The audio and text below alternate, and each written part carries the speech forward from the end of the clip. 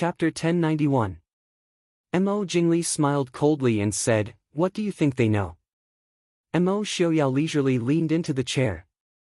As he played with Yi Li's slender hand, he said with a smile, "Jingli, you've suffered at the hands of these people, but you still don't remember.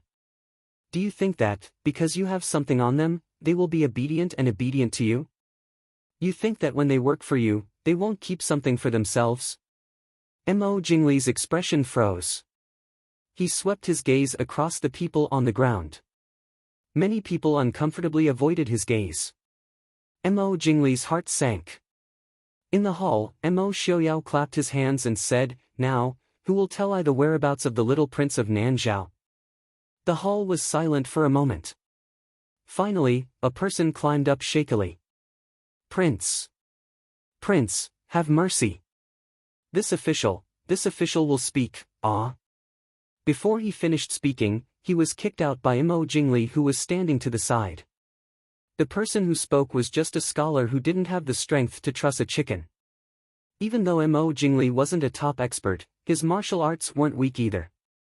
Kicking him was like playing around. He raised his leg and sent the person flying.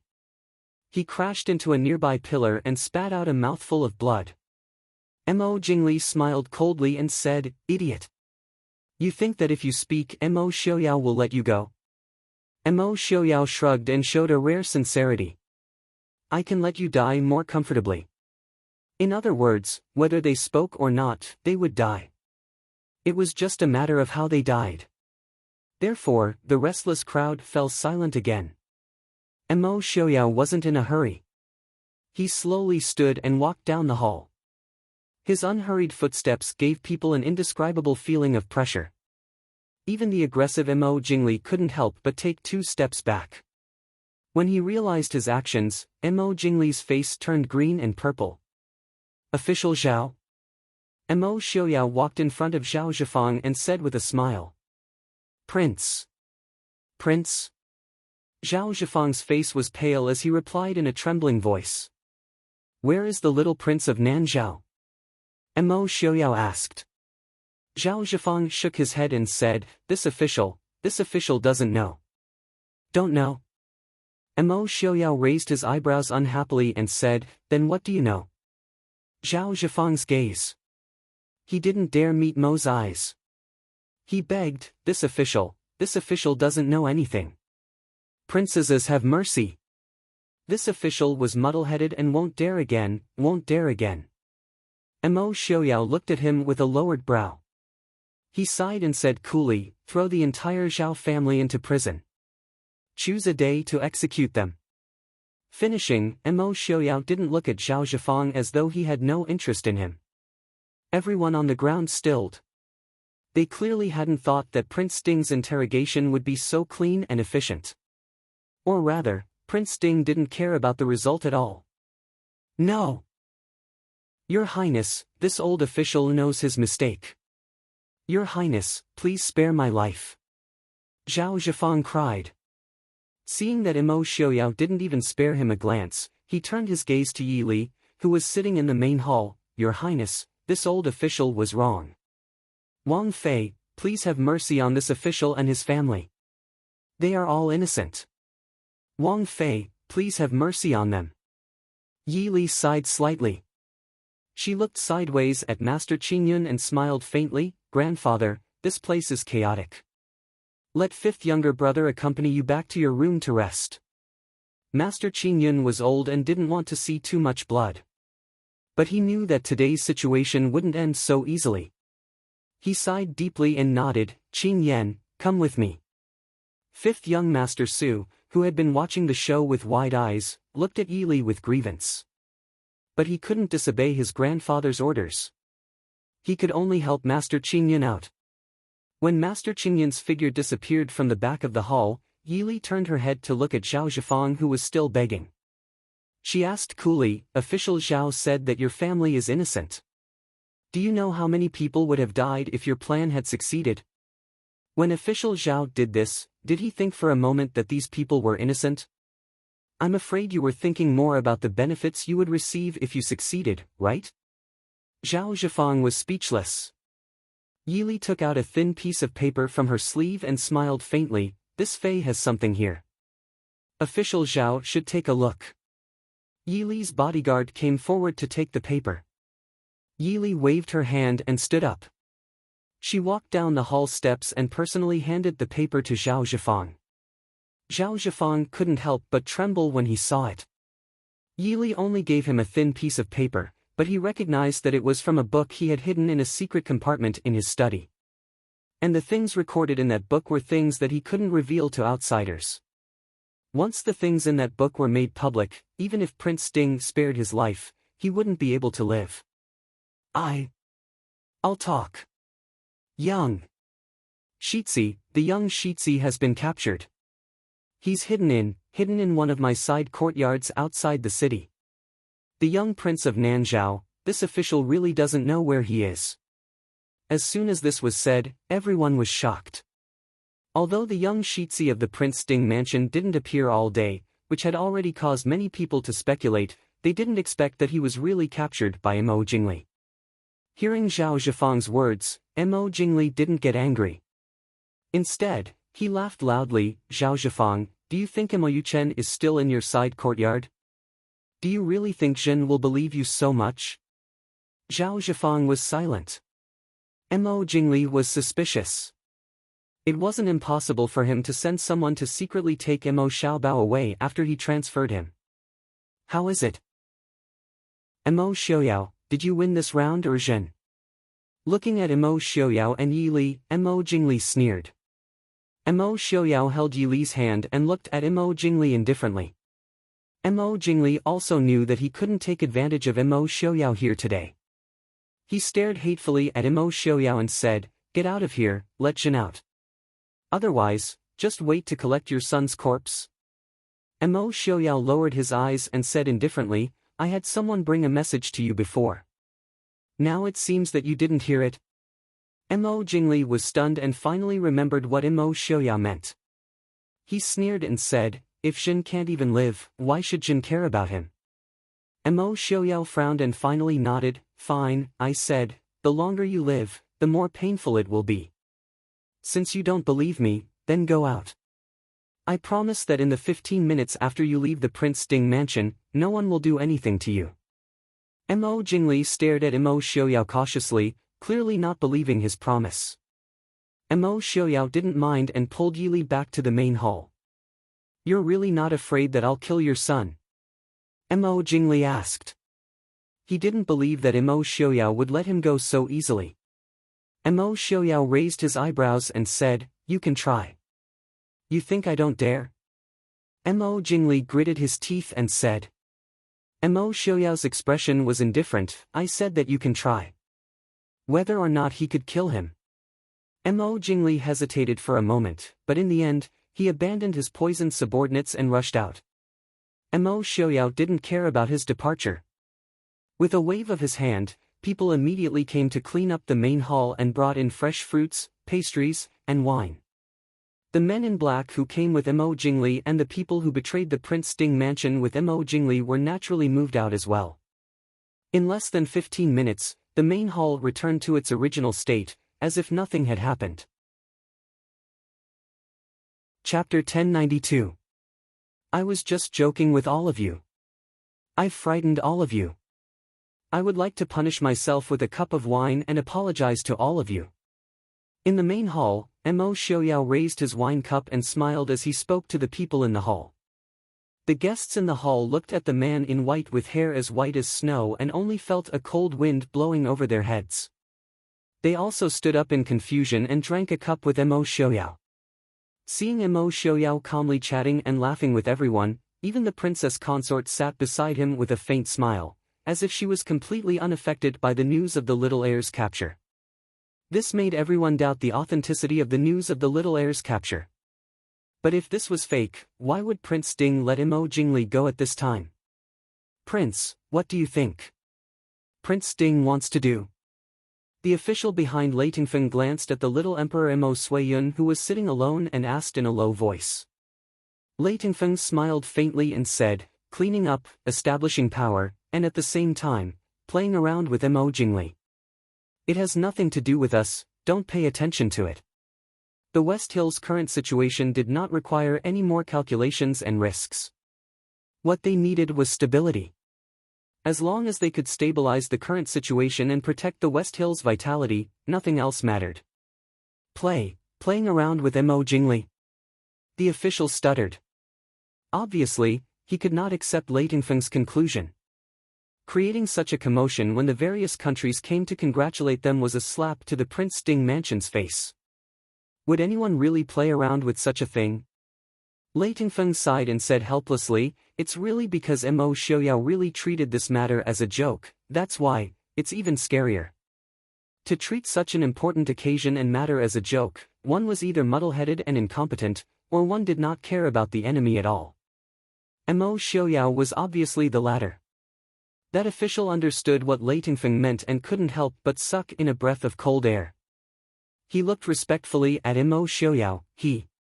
Prince Ding is so sure that nothing will happen to him. Among the people who attended the banquet tonight, it was not a small matter if any of them were injured, not to mention that the young heir of the Prince Ding mansion was among them. Lei Tingfeng shook his head. He had never felt that he understood Mo Xiaoyao, and perhaps he would never understand him. In the hall, Su Qingchen glanced at Mo Xiaoyao and said indifferently, "Aren't you guys going to take a look?"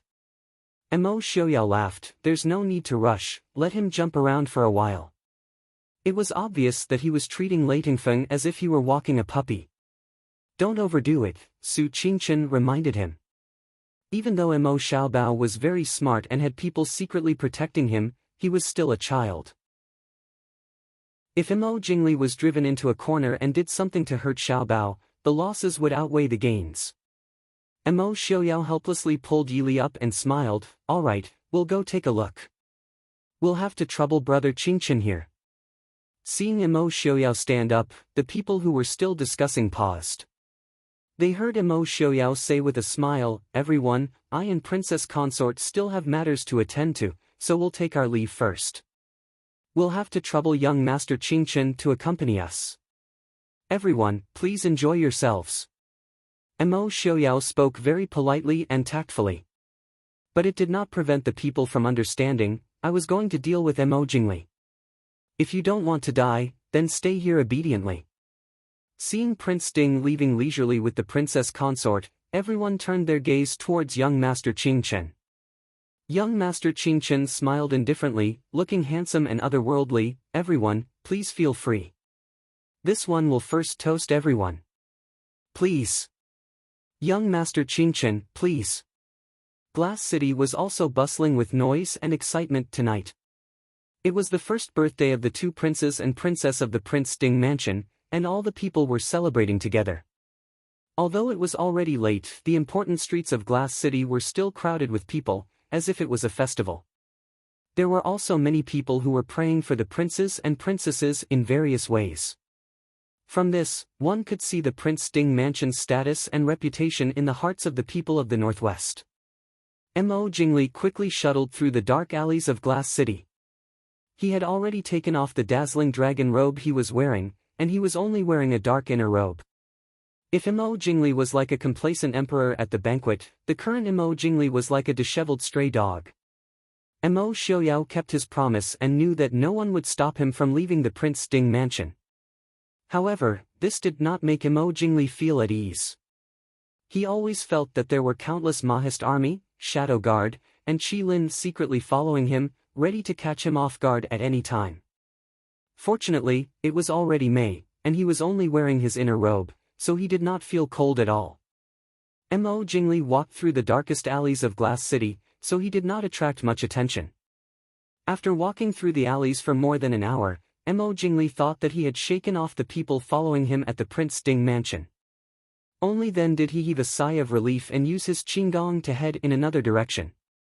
In a secret room, two children who looked exactly the same sat on the side of a simple bed. In their hands, they were holding a baby who was sleeping soundly in swaddling clothes. Mo Xiaobao looked at the baby in Qin Lai's arms and couldn't help but reach out to poke his little face, so ugly. Qin Lai said coolly, "You looked like this when you were little." Mo Xiaobao did not believe it. "That's impossible. Lin and Xian were very pretty when they were little. Qin Lai said, this only proves that the second prince and the little master are better looking than you. Mo Xiaobao snorted and proudly glanced at his little face, saying, you don't need to be jealous of this prince's extraordinary handsomeness. Don't you look the same as this prince now? Qin Lai looked at the ceiling of the secret room and rolled his eyes. Mo Xiaobao looked outside and frowned, saying, Mo Jingli will be back soon. Let's take this little demon and leave quickly. A certain person's biggest mistake was not knowing that a crafty rabbit has 3 burrows and put all his chips in one place. Therefore, Mo Xiaobao brought people to follow Qin Lai and coincidentally found the little prince of Nanzhao Kingdom who had been missing for several days. After leaving Princess Anxi, the little prince had suffered a lot. Mo Jingli naturally did not know how to take care of children, nor would he treat other people's children well. He just maintained a state where he would not starve to death. When Mo Xiaobao found him, Qin Lai was busy coaxing the child. Reality proved that even though Qin Lai had been trained to follow the Prince Ding mansion since he was young, he was far inferior to Mo Xiaobao when it came to coaxing children. At least Mo Xiaobao had 2 younger siblings to practice with. After successfully coaxing the little prince whose voice was hoarse from crying to sleep, Mo Xiaobao discussed with Qin Lai how to retreat. Qin Lai said coolly, this courtyard is filled with Mo Jingli's people. You being able to enter does not mean you can leave. Also, you have a child with you. A half-year-old baby did not know anything. Once he woke up, he would definitely cry endlessly. Also, this child was too young and too weak. Qin Lai did not dare to take the risk with him. Mo Xiaobao lowered his head in dejection. I made a bet with Royal Father that I could not use the Shadow Guard and Qilin. Qin Lai resisted the urge to roll his eyes. You use such an important matter to bet? Mo Xiaobao pointed his finger guiltily. It's only because it's important that I bet. Royal Father would not lower himself to make a bet with him over a small matter. Chapter 1093. What are you betting? If I win, I don't need to be locked up. That was why young Master Mo spent so much effort to use himself as bait to find Mo Jingli's tracks and refused to mobilize the Shadow Guard behind him to help. Being locked up was too terrifying, too cruel, and too unreasonable. I knew it would be like this. What do you want to do now? May I ask what makes you think that the 2 of us can kill Mo Jingli? Qin Lai asked coldly. Mo Xiaobao hesitated. Poison? Do you have it? Qin Lai asked. I have a poison that makes people have diarrhea. Mo Xiaobao said. Mr. Chen wasn't willing to give him a poison that could take people's lives. Qin Lai nodded seriously and said, you can pray that he dies from diarrhea. Mo Xiaobao could only roll his eyes. By the time Mo Jingli died from diarrhea, it would be too late. Mo Xiaobao's eyes turned and he said with a smile, I got it, I'll tell you. Moving close to Qin Lai's ear, Mo Xiaobao whispered. Hearing his words, Qin Lai's eyes twitched and he asked, is it okay? Definitely no problem. Just wait for the show. Mo Xiaobao said with a smile. Qin Lai was silent for a moment before saying sincerely, there will be retribution for being too wicked. Mo Xiaobao rolled his eyes at him, don't say it like you aren't interested. Qin Lai was silent. The 2 of them looked at each other and revealed a meaningful smile at the same time. Mo Xiaobao happily pounced on Qin Lai, using all his strength to ravage that exquisite face that was exactly the same as his own. Good brother, I knew that you would also find it fun. That was why it was said that those who were able to mingle in Ding Prince Fu and still be able to mingle well, were all not good people. Just as Mo Xiaobao finished discussing with Qin Lai, a flurry of footsteps came from outside. Even though there were many guards in the yard, they were usually very careful when moving. If Mo Xiaobao and Qin Lai didn't pay attention to the movements outside, they wouldn't be able to hear any footsteps. The only person who could leave so arrogantly was probably Mo Jingli. Mo Xiaobao glanced at Qin Lai and quickly jumped onto the roof beam, disappearing into an inconspicuous hole above the beam. Just as Xiaobao disappeared, the door to the room was kicked open from the outside. The child, who had been sleeping on the bed, was startled by the loud noise. He pursed his lips and began to cry loudly again. Qin Lai felt cold sweat drip down his back as he watched the child cry his heart out. He really didn't know how to coax children. Just now, this little ancestor was coaxed to sleep by Xiaobao. Shut up. Mo Jingli's entire body was filled with a low pressure as he roared coldly. Qin Lai rolled his eyes. If you have the ability, come and coax her. Are you crazy? Don't you know that children are hard to coax? Mo Jingli had just suffered a great loss at the hands of Mo Xiaoyao.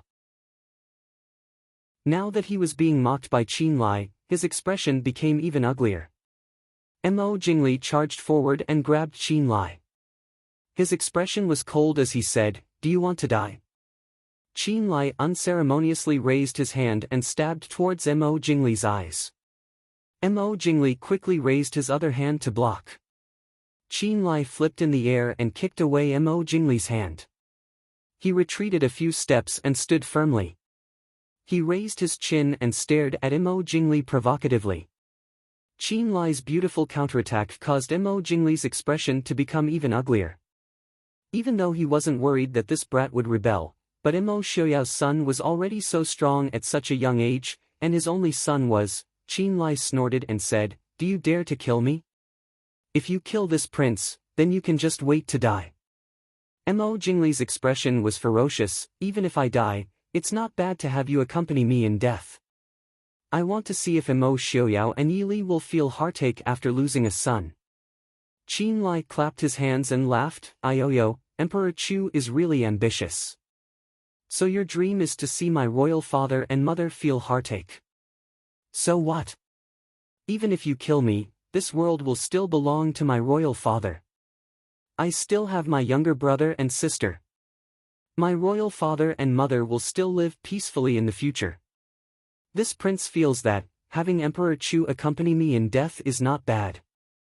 Who knows, if my royal father gets angry, he can even send a few more people to accompany me in death. For example, Mo Suyun, and maybe even Mo Suiyun. Exchanging 3 generations of Emperor Chu for this prince is still worth it. You really aren't afraid of death?" Mo Jingli stared at Qin Lai and asked. Qin Lai smiled and said, "I should be a little better than Emperor Chu. Emperor Chu, you can try and see if you can still walk out of Glass City after killing this prince. Oh, there's also the Southern Zhao Prince. Maybe you can use him as a bargaining chip." Mo Jingli's expression was still ugly, but the killing intent on his body was gradually retracting. He was very clear in his heart that the Southern Zhao Prince could only be used as a bargaining chip when it wasn't important. If he really killed Mo Xiaoyao, a Southern Zhao Prince definitely wouldn't be able to offset Mo Xiaoyao's anger. With a cold snort, Mo Jingli finally left in a huff. "You stay with me obediently. I can't kill you right now, but that doesn't mean I can't cripple you." "This prince is so scared," Qin Lai said without much sincerity. Qin Lai said without much sincerity.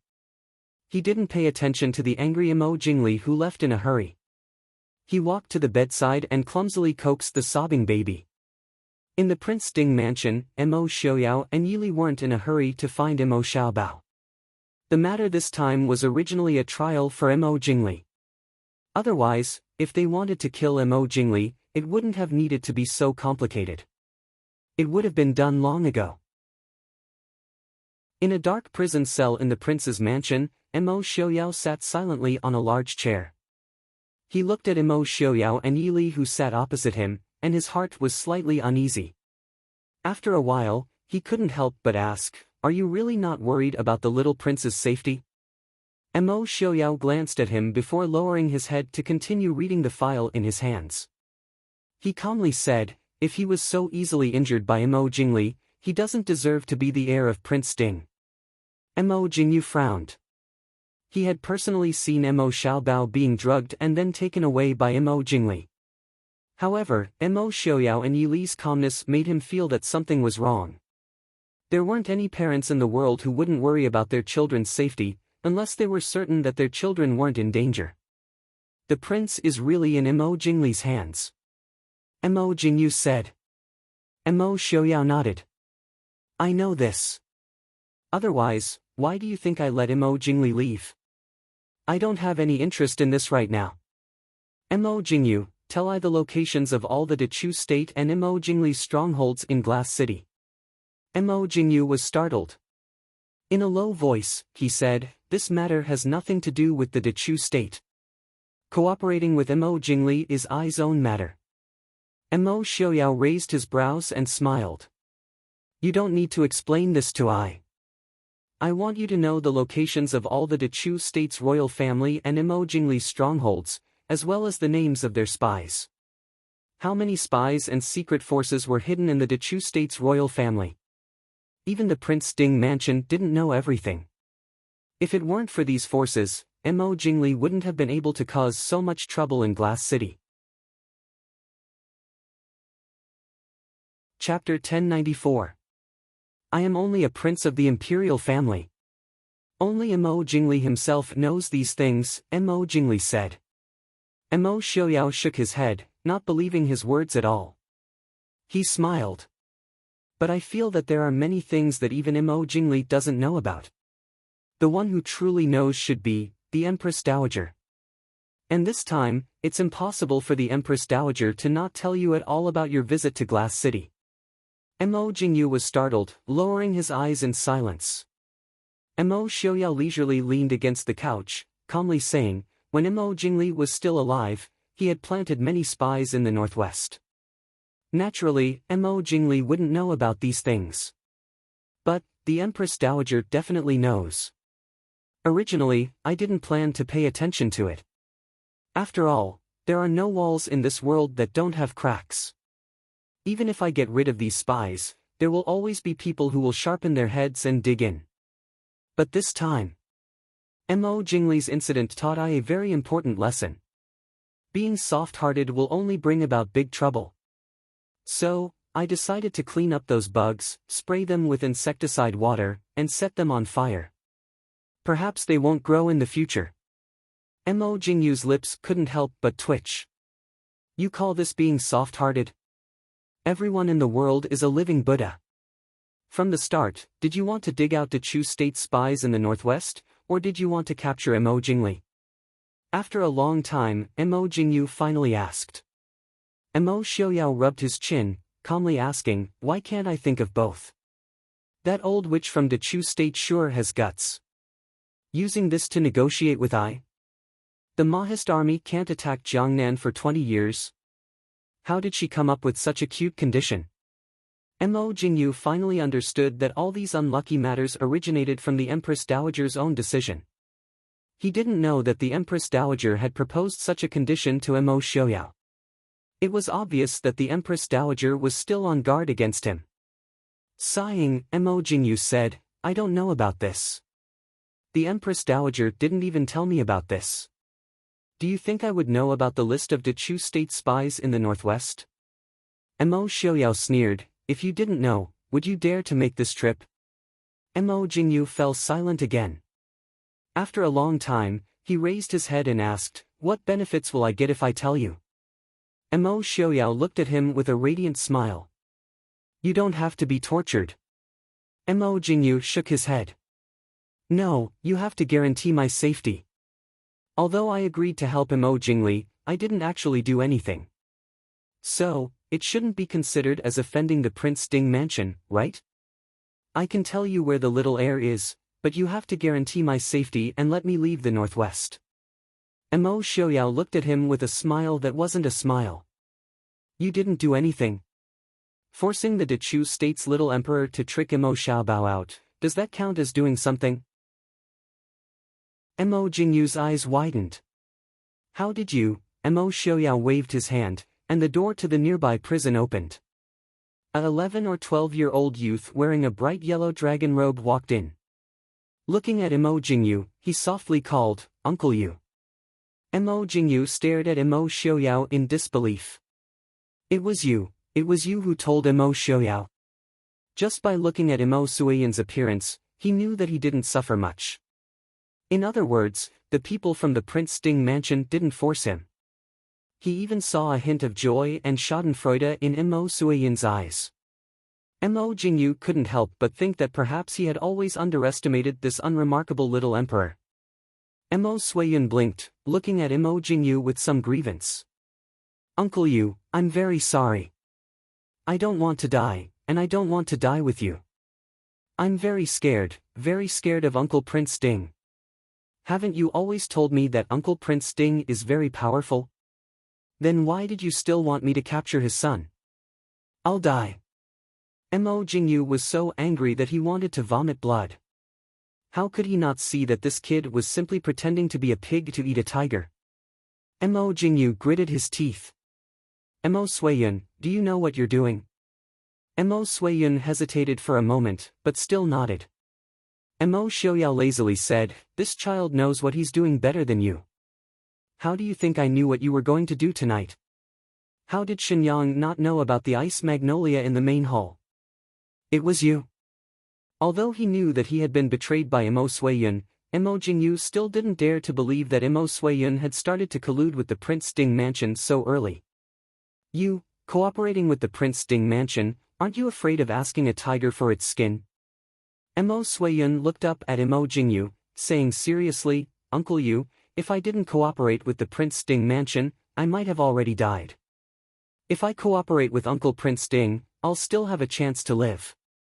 Only by living can I have a chance to turn the tables. After taking a deep look at Mo Suiyun, Mo Jingyu finally fell back into his chair powerlessly, looking as though he had nothing to say. Mo Xiaoyao waved his hand, signaling for someone to bring Mo Suiyun back. The prison cell quieted down again. Mo Xiaoyao looked at Mo Xiaoyao and Yi Li, saying with a bitter smile, Prince Sting is indeed a good schemer. He can play everyone in the world in the palm of his hand. Mo Xiaoyao slightly raised his eyebrows, not saying anything. Mo Jingyu looked at him and said, from the start, you knew that Mo Jingli wanted to make a move on Prince Sting. And you knew what he wanted to do. Then, Prince Sting being captured so easily by Mo Jingli was probably part of his plan, right? After suddenly realizing that everything was in the palm of someone else's hand, Mo Jingyu became clear-headed instead. He suddenly recalled that when Mo Xiaoyao's corpse came back to life, Mo Jingli and Lei Zhenting did not see any clues. His heart sank, and he said, the one captured by Mo Jingli was not the prince at all. No parents would be able to remain so calm and collected when their son was taken away, even if there were countless people secretly protecting him. Mo Xiaoyao sighed softly, looking at Mo Jingyu with some regret. Mo Jingyu, you've always been a smart person. It's a pity, you did a foolish thing in Ai's territory. I really had no choice but to take action against you. What benefits did Mo Jingli give you to dare to go against Ai? Mo Jingyu's face was pale. He closed his eyes and said in a low voice, the Imperial Jade Seal. The Imperial Jade Seal? Mo Xiaoyao raised his brows with interest. He turned to look at Yi Li and asked, Li, do you like the Imperial Jade Seal? Yi Li looked at him with a smile. The Imperial Jade Seal? What use does it have? It doesn't seem to have any use. Mo Xiaoyao was silent for a moment. It's just a bit bigger than the Prince Sting Mansion's seal. Yi Li shook her head. If you think it's too small, you can carve the 9-dragon seal onto the Prince Sting Mansion's handwriting. Mo Xiaoyao nodded in agreement. He had no interest in the Imperial Jade Seal, and the one in Mo Jingli's hand could not be called the Imperial Jade Seal. At most, it could only be considered the Dechu State's Imperial Jade Seal. If he was interested, he could directly establish a country and take the throne. He could find any piece of jade and carve an Imperial Jade Seal for generations to come. Mo Xiaoyao's smile was somewhat bitter. Not everyone had Mo Xiaoyao's ability and boldness. For someone who had ambitions for the throne, the Imperial Jade Seal was definitely an irresistible temptation. Moreover, Mo Jingli's conditions were far more than just the Imperial Jade Seal. He had no choice but to agree. Chapter 1095. Mo Xiaoyao looked at him and calmly said, "A mere imperial jade seal shouldn't give you the courage to go against I. Is there anything else?" Mo Xiaoyao did not speak. It was not that he still wanted to deny it to Mo Xiaoyao, but he really could not say it. If he said it, he would only die. Seeing his stubborn appearance, Mo Xiaoyao coldly laughed and said, "You think that if you don't say it, I won't be able to find out?" Mo Jingyu's face paled. He finally lowered his head and said hoarsely, "Prince, since you already know, why ask?" Mo Xiaoyao stared at him and said, "I just don't understand, as a member of the imperial family of the Dechu state, why would you sell your country for a mere few 100,000 taels of silver? In those 2 years, at least half of the people who were massacred in the north should be counted on your head, right?" Mo Jingyu's face was deathly pale. His lips trembled slightly. He closed his eyes for a long time before sighing and saying, "For what? I also don't know why. Perhaps it was to fight for some dignity. Clearly, they are all father's sons. Mo Jingqi and Mo Jingli, that idiot, ruined the Dechu state, but they still took turns to hold the power. Even if Mo Jingqi was killed by Mo Jingli, compared to letting outsiders like us hold the power, the Empress Dowager would still rather put her son under house arrest. They schemed against each other for the sake of power, while we, who worked hard for the Dechu state, had a noble status on the surface, but in reality, we couldn't even afford to buy a small toy. This kind of life, didn't Prince Ding also experience it? If not for the Prince Ding mansion's wealth, what kind of life would Prince Ding have had in those years? You think that you are smarter than Mo Jingqi and Mo Jingli? Mo Xiaoyao coldly laughed and asked. Mo Jingyu raised his hand to cover his eyes, saying sadly, "At first, I thought so. Now, I also don't know." He was not a deranged traitor. His moment of confusion back then had created an irreversible mistake. By the time he came to his senses, the Dechu state had already moved south. These years, he had assisted Mo Jingli with great care. Unfortunately, because of his imperial status, Mo Jingli had always been on guard against him. And now, someone finally came to settle this score. For a moment, Mo Jingyu appeared disheartened. He looked up at Mo Xiaoyao and said, "I'll tell you everything you want to know. How you want to punish me, up to you. Only, my children are still in Dechu state. I hope that the Prince Ding mansion can guarantee their safety. I don't ask for glory and wealth, I only ask for their safety." After saying these words, Mo Jingyu seemed to have aged several years. Mo Xiaoyao was silent for a moment, then nodded in agreement. Mo Jingyu understood Mo Xiaoyao. Although he was crafty and cunning, making his enemies gnash their teeth in hatred. But when he made a promise, he always kept it. Mo Jingyu nodded and said, "Bring me a pen and paper. I can only tell you what I know, but the Empress Dowager may not tell me everything." After a moment, Mo Xiaoyao and Yili left the prison cell with the information Mo Jingyu provided.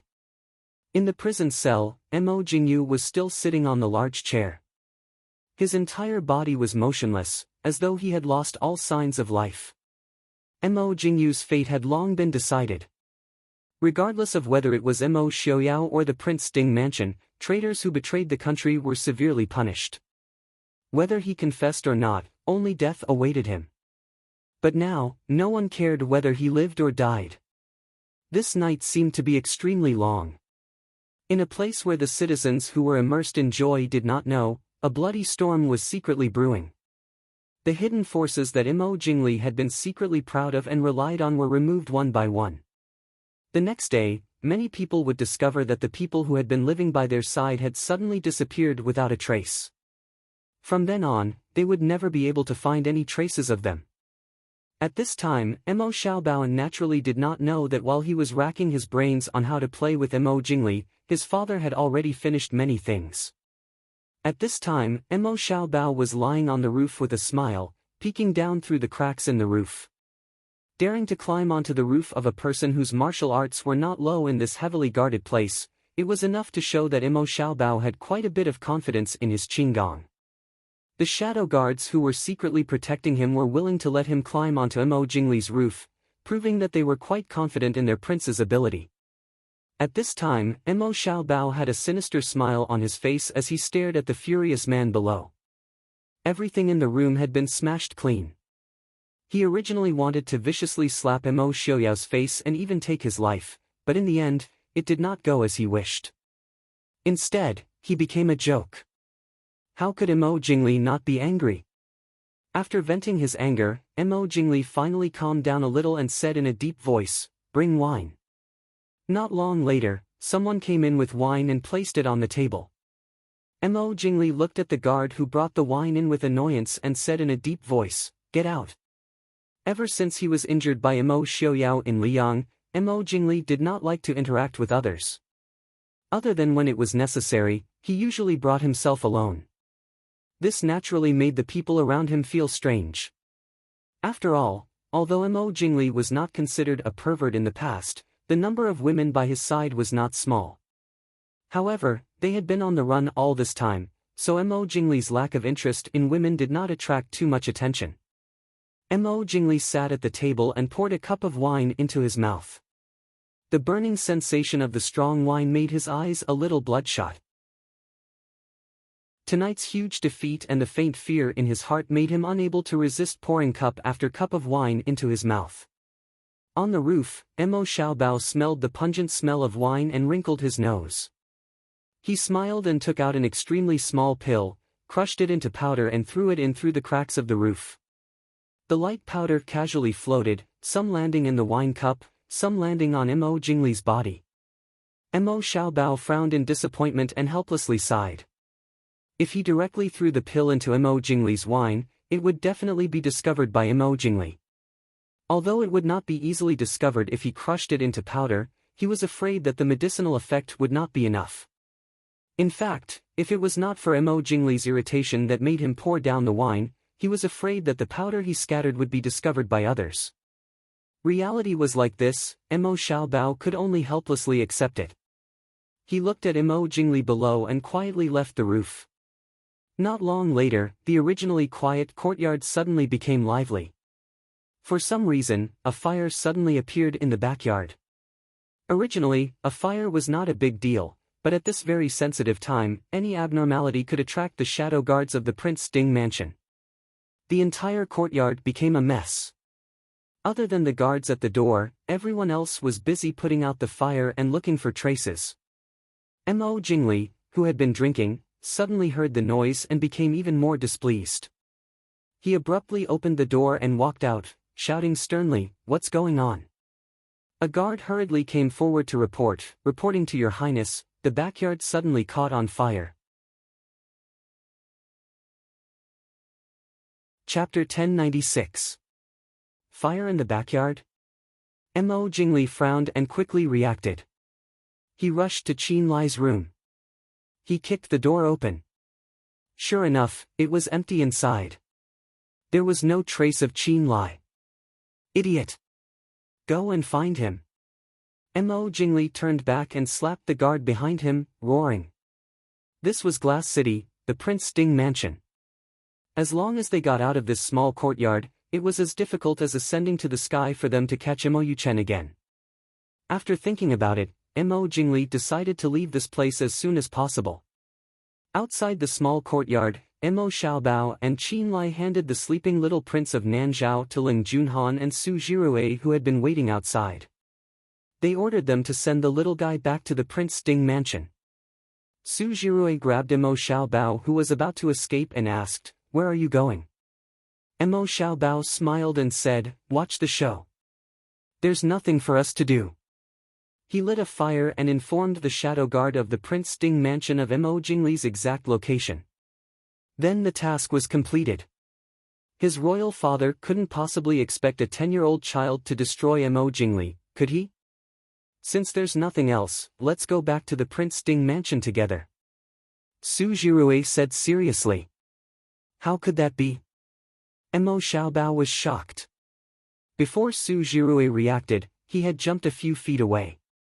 He smiled and said to Su Jirue, "Cousin Jirue, I still have something to do.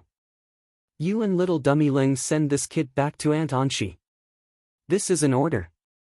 After that, Mo Xiaobao didn't wait for Su Jirui's answer. He directly jumped over the wall and disappeared in the alley again. Qin Lai held a little face that was exactly the same as Mo Xiaobao's. He patted Su Jirui and said, "Don't worry, I'll look after him." After that, he also jumped over the wall. The fair and tender Ling Xiaodai was still fair and tender in a black night suit. She glanced at the gloomy Su Jirui carefully and asked in a low voice, "What should we do?" Su Jirui glanced at the baby in Ling Juanhan's hand worriedly and said in a low voice, "Guards." A man in black appeared behind Su Jirui. "Young master." Su Jirui waved his hand and said, "Send Junhan and the little prince of Nanzhao back to the Prince Ding mansion." After saying that, he also jumped over the wall. Although he came from a scholarly family, Su Jirui's Qinggong was still very impressive. In the alley, only the shadow guard and Ling Junhan were left looking at each other. After a while, Ling Junhan put the child in the hands of the shadow guard and said, "Uncle." The shadow guard silently rolled his eyes. "I know. Send the little prince of Nanzhao back to the Prince Ding mansion." Ling Junhan nodded with satisfaction and followed him to climb the wall. Soon, only the shadow guard was left in the dark alleyway, holding the baby in his arms as he silently stared at the empty wall. It was slightly bleak. In the darkness, two tall and handsome men stood on the roof, looking at the scene below with amusement. Han Mingshi pointed at the shadow guard holding the baby and laughed until he was convulsing. "Brother, our little heir and these little rascals are very interesting." Beside him, young Master Ming Yu was leaning against the roof. The faint moonlight shone on his handsome face, reflecting a faint smile. He looked at Han Mingshi and said, "The heir's Qinggong is very good. You must have put in a lot of effort." The smile on Han Mingshi's face instantly froze. He laughed dryly and looked at his elder brother. He didn't know how his elder brother could tell that the little heir's Qinggong was taught by him. There was clearly no trace of him. Young Master Feng Yu's unique Qinggong was indeed very good, but his reputation back then wasn't that good either. Although no one mentioned the name of young Master Feng Yu in these years, Han Mingshi still didn't want his reputation to affect Mo Xiaobao negatively. So when Mi Xiaobao came to ask for guidance on Qinggong, Han Mingshi specially improved his own Qinggong quite a bit. It was a pity that Han Mingshi didn't know that a few years later, a certain someone's reputation in the pugilistic world would only be worse than his. It would be a waste of young Master Feng Yu's efforts. Han Mingyue shook his head and smiled as he looked at the lonely shadow guard below. "You're right. These little rascals are quite interesting. They will definitely become the little heir's confidants and most trusted brothers in the future."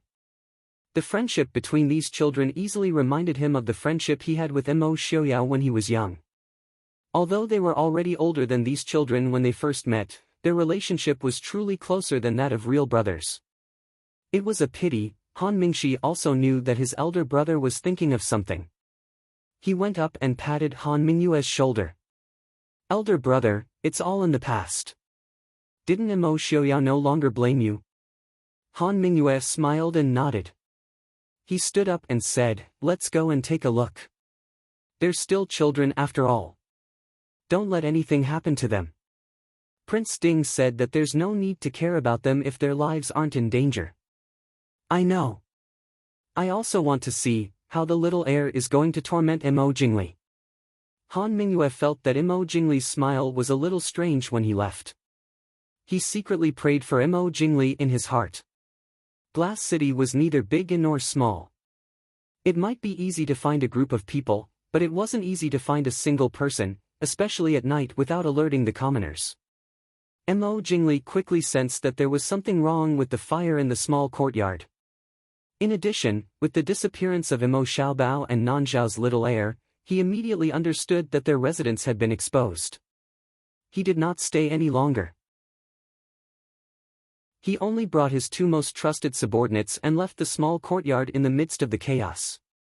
However, they soon discovered one thing. The Great Chu's spies in Glass City had all been uprooted in less than 2 hours. No matter if it was the De Chu state's imperial family that originally existed, or Mo Jingli's men that were planted after the Mahist army became independent, or Mo Jingli's own men. They were all under the control of the Prince Sting mansion. Moreover, Mo Xiaoyao did not seem to care that Mo Jingli knew this news. Everywhere they went, they saw the Prince Sting mansion's soldiers eyeing them covetously. Thus, he had no choice but to flee once again. After busying himself for nearly 2 hours and running through the entire glass city, he couldn't even find a place to stay. Instead, he was so tired that he was panting. It was already close to midnight. In the end, Mo Jingli was forced into a corner and decided to risk it all. He headed in the direction of the Prince Sting mansion. At this time, Mo Xiaobao, Qin Lai, and the others were also panting as they ran through Glass City. Little Heir Mo flew into a rage when he accidentally lost track of Mo Jingli. "We're going to die anyway. Why are we running so fast? What do we do now? Where are we going to find him?" After playing for an entire night, the tired Ling Junhan was a little dispirited. "We're going to die anyway. Even if I'm Mo Jingli, I have to run faster." Mo Xiaobao rolled his eyes and turned to look at Qin Lai. Qin Lai shrugged, indicating that he also did not know where Mo Jingli ran off to. Mo Xiaobao was a little aggrieved. If he could not mess with Mo Jingli, he would die a horrible death. "Yo, little heir, why are you still outside so late?" A laughing voice came from the top of the wall. The four looked up and saw Han Mingxi sitting leisurely on the wall, smiling at them. Mo Xiaobao's eyes lit up. "Uncle Han, do you know where Mo Jingli ran off to?" Chapter 1097. Han Mingxi tilted his head to look at him. "Uncle Han. Is the little heir calling me? I'm really overwhelmed by your favor." Mo Xiaobao had no qualms about acting spoiled. He directly jumped onto the wall and sat beside Han Mingxi. He smiled and said, "Uncle Han, you're the best. Why are you here so late at night? You must have seen where Mo Jingli ran to, right?" Han Mingxi looked at him with a smile. "So what if I saw him?" Mo Xiaobao looked at him anxiously. His clear eyes were filled with the words seeking an answer. Han Mingyue helplessly rubbed his little head and said, "He went in the direction of the Prince Sting mansion." "Prince Sting mansion?" Mo Xiaobao frowned. "Isn't he seeking death by running to the Prince Sting mansion now? It's good that it's night now. In another 2 hours, it will be daybreak. At that time, he'll still be dead." Han Mingyue appeared on the wall. She looked at Mo Xiaobao and smiled faintly. "Since he's going to die either way, why not take a gamble?" Mo Xiaobao tilted his little head and thought for a moment. He nodded and said, "All right. I'll go back first." He hoped that Mo Jingli could hold on long enough to break into the Prince Sting mansion again. He nimbly jumped off the high wall. Mo Xiaobao pulled the other children and dashed in the direction of the Prince Sting mansion. He was afraid that Mo Jingli would be killed by his royal father if he was late. As he dashed, Mo Xiaobao took the time to think in his heart. Was the drug he had given her effective? Did it lose its effect after too long? Or was there really too little of it? It had no effect on Mo Jingli. Although it was already the middle of the night, the Prince Sting mansion was still brightly lit. In the main hall, the guests from various countries were still enjoying the dancing and drinking. The main hall was filled with singing and dancing. In any case, Prince Sting's intentions were clear. There would be a lot of things happening in Glass City tonight. If anything happened, he could only blame it on his own bad luck. In that case, why not just stay in the Prince Sting mansion, drink and make merry without caring about anything else? The Prince Sting mansion was responsible for their safety after all. Therefore, even when there were some accidents that happened to women, the envoys from various countries were still having a good time with each other. "Father, Mother, Xiaobao is back." In the inner courtyard of the Prince Sting mansion, Xiaobao happily skipped into the reception pavilion and threw himself into Yi Li's arms. Mo Xiaoyao, who was sitting by the side, frowned in displeasure. He lifted his hand and pulled Xiaobao out of Yi Li's arms. "Look at how old you are. Why are you still throwing yourself into Li Li's arms? What if you hurt your mother? Mo Xiaobao struggled unhappily. I won't hurt mother, Xiaobao loves mother the most. Seeing her son come back safely, Yi Li also let out a sigh of relief. She hurriedly rescued her son from Mo Xiaoyao's arms. She touched his little face and asked, "Where did Tian Tian go? Are you hurt?" Xiaobao disdainfully curled his lips and said, "Mo Jingli, that idiot. He didn't even see this prince's face. How could he be hurt? But he ran away." Han Mingxi said that he ran to the Prince Ding mansion. "Mother, did you kill him already?" Yi Li helplessly sighed and said, "He hasn't come yet." "You've done very well. Mother and father will take care of the rest. You just have to be obedient." Xiaobao shook his head. "No, I must see Mo Jingli." Did the medicine in his body have any effect? Mo Xiaoyao sat by the side, looking at his son critically. He said to Yi Li, "Li Li, don't comfort him. What did he do well? He's already in front of us and he still let Mo Jingli run away. If we knew earlier, we would have killed Mo Jingli in the mansion. Now we can rest in peace." Xiaobao was furious. "It's clearly your shadow guard that came too late. Do you think this prince can beat Mo Jingli and his many guards?" Xiaobao compared his height and then faked a height, glaring angrily at Mo Xiaoyao. Mo Xiaoyao snorted in disdain, "Even if you can't beat him, can't you capture him with your wits? I wasn't much taller than you when I went to the battlefield at 14. These words weren't false.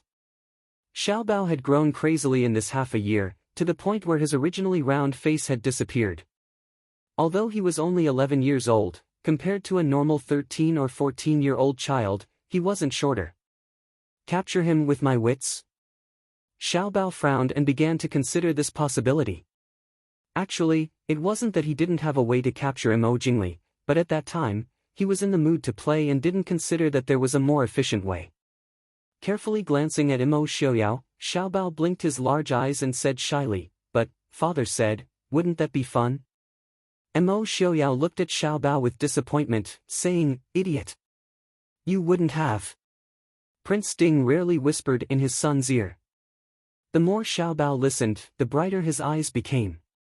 At the side, Yi Li only felt her eyelids twitching. Just by looking at Xiaobao's evil smile that made people unable to look at him, she knew that Mo Xiaoyao definitely didn't teach him anything good. Unable to continue watching, Yi Li gave a light snort. One adult and one child quickly sat down obediently and looked at Yi Li. Yi Li sighed and said to Mo Xiaoyao, "Don't teach him any nonsense, he's still a child." Mo Xiaoyao smiled at Yi Li, "I know, Li, I didn't teach him any nonsense. It was rare for father and son to be on the same side." Xiaobao nodded heavily. Father is teaching son how to deal with bad people." "Bad people?" Mo Xiaoyao secretly waved his hand at Xiaobao.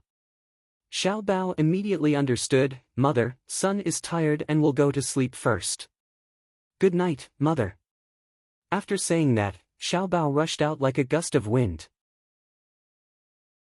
Mo Xiaoyao looked at Yi Li with a smile, smiling innocently. "Xiaobao's qinggong is really good. Li Li, I didn't teach him that." Looking at his innocent smile, Yi Li helplessly sighed, "I heard what you said to him. Saying that it was a mess was being polite.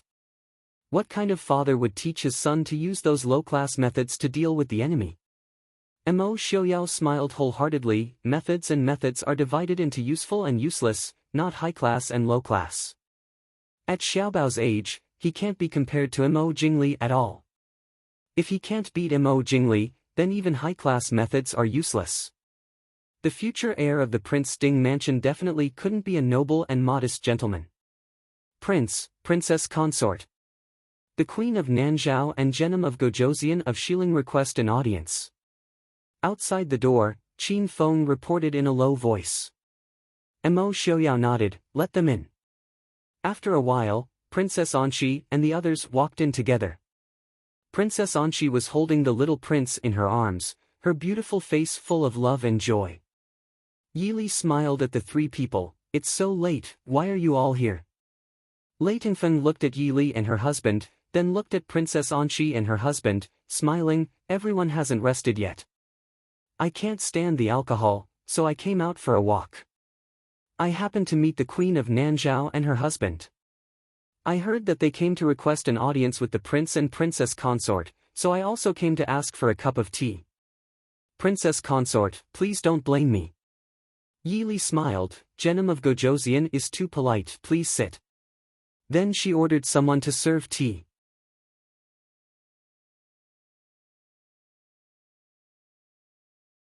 Mo Xiaoyao smiled. He's just a clown. Genom of Gojoseon doesn't need to care about him. This kind of small matter can be left to Mo Yuchen to deal with. If I get involved, it will seem like I'm bullying others. It wasn't that Prince Ding had no experience in bullying others with his power. However, when it came to bullying someone like Mo Jingli, Prince Ding still felt that it was a little inferior. A trace of surprise flashed through Lei Tingfeng's eyes. He didn't expect that the Prince Ding mansion had begun to cultivate the ability of the crown prince so early. Because in Lei Tingfeng's view, although Mo Xiaoyao might be a very strict father, Yi Li was definitely a soft-hearted mother who loved her child. Thinking of how he was complacent under his father's wings when he was 20 years old, Lei Tingfeng could only shake his head secretly and feel ashamed of himself. Princess Anqi was also a person who began to deal with political affairs as the crown princess when she was a teenager. Naturally, she was not surprised by Mo Xiaoyao's words.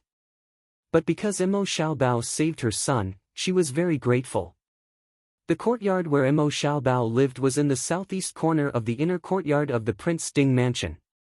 In order to let their son have enough private space, Yi Li and Mo Xiaoyao put a large courtyard and a small garden in the mansion, which was second only to the main courtyard, into Mo Xiaobao's territory after he reached the age of living alone. They generally didn't care what Mo Xiaobao did or how he arranged it. The area of this courtyard was not inferior to the whole mansion of an ordinary rich family. There were many rooms. Many times, Su Jirue, Ling Junhan and others would also stay here for a few days. When Mo Xiaobao returned to his courtyard, Ling Junhan and Su Jirue had already fallen asleep. They were the youngest and had been running around with Mo Xiaoyao and Qin Lai for a whole day. They were already tired. As soon as they came back, they washed and went to bed. Mo Xiaobao didn't disturb them and went directly to his room. As soon as he opened the door, Mo Xiaobao was stunned. A cold and sharp thing was pointed at his waist. There was a strange osmanthus fragrance behind him. Mo Xiaobao wrinkled his nose. The smell was very familiar. Mo Jingli. A hand quickly pressed a few times on his body. Several important acupoints on Mo Xiaobao's body were sealed. Then a hand pulled him over. In the somewhat dark room, a tall and gloomy man was staring at him with malicious eyes. It was Mo Jingli. Mo Jingli dragged Mo Xiaobao, whose acupoints were sealed, into the inner room and lit a candlestick on the side. The room gradually brightened. Mo Xiaobao curiously looked at the man in front of him. He was wearing the costume of the shadow guard of the Prince Ding mansion. His overly pale face and gloomy eyes made him look like a ghost crawling out of hell. Mo Jingli, you're really capable. Mo Jingli stared at Mo Xiaobao and gloomily said. Mo Xiaobao shrugged and said with a smile, you're not bad either. You were actually able to silently sneak into this Shizi's courtyard. Who helped you? With just you alone, you definitely don't have the ability to silently avoid the shadow guard of the mansion and enter this Shizi's courtyard. Mo Jingli smiled with a strange expression, unfortunately, you'll never have the chance to know. Mo Xiaobao raised his eyebrows and looked at Mo Jingli, I say. You're not planning to kill me right now, are you? You guessed right. Mo Jingli sneered, if I knew you were so cunning, I would have killed you directly when I caught you. It would have saved me so much effort. Mo Xiaobao's face suddenly drooped, even if you kill me, you can't get out. Mo Jingli smiled, if I can get in, I can get out. Mo Xiaobao was silent for a long time. Finally, he helplessly sighed, you're right. Do it. If he didn't say so, Mo Jingli might have immediately done it. But since he said so, Mo Jingli hesitated and suspiciously stared at him. What conspiracy do you have? Mo Xiaobao rolled his eyes. I'm about to die, what conspiracy can I have? Can I mourn for my short life?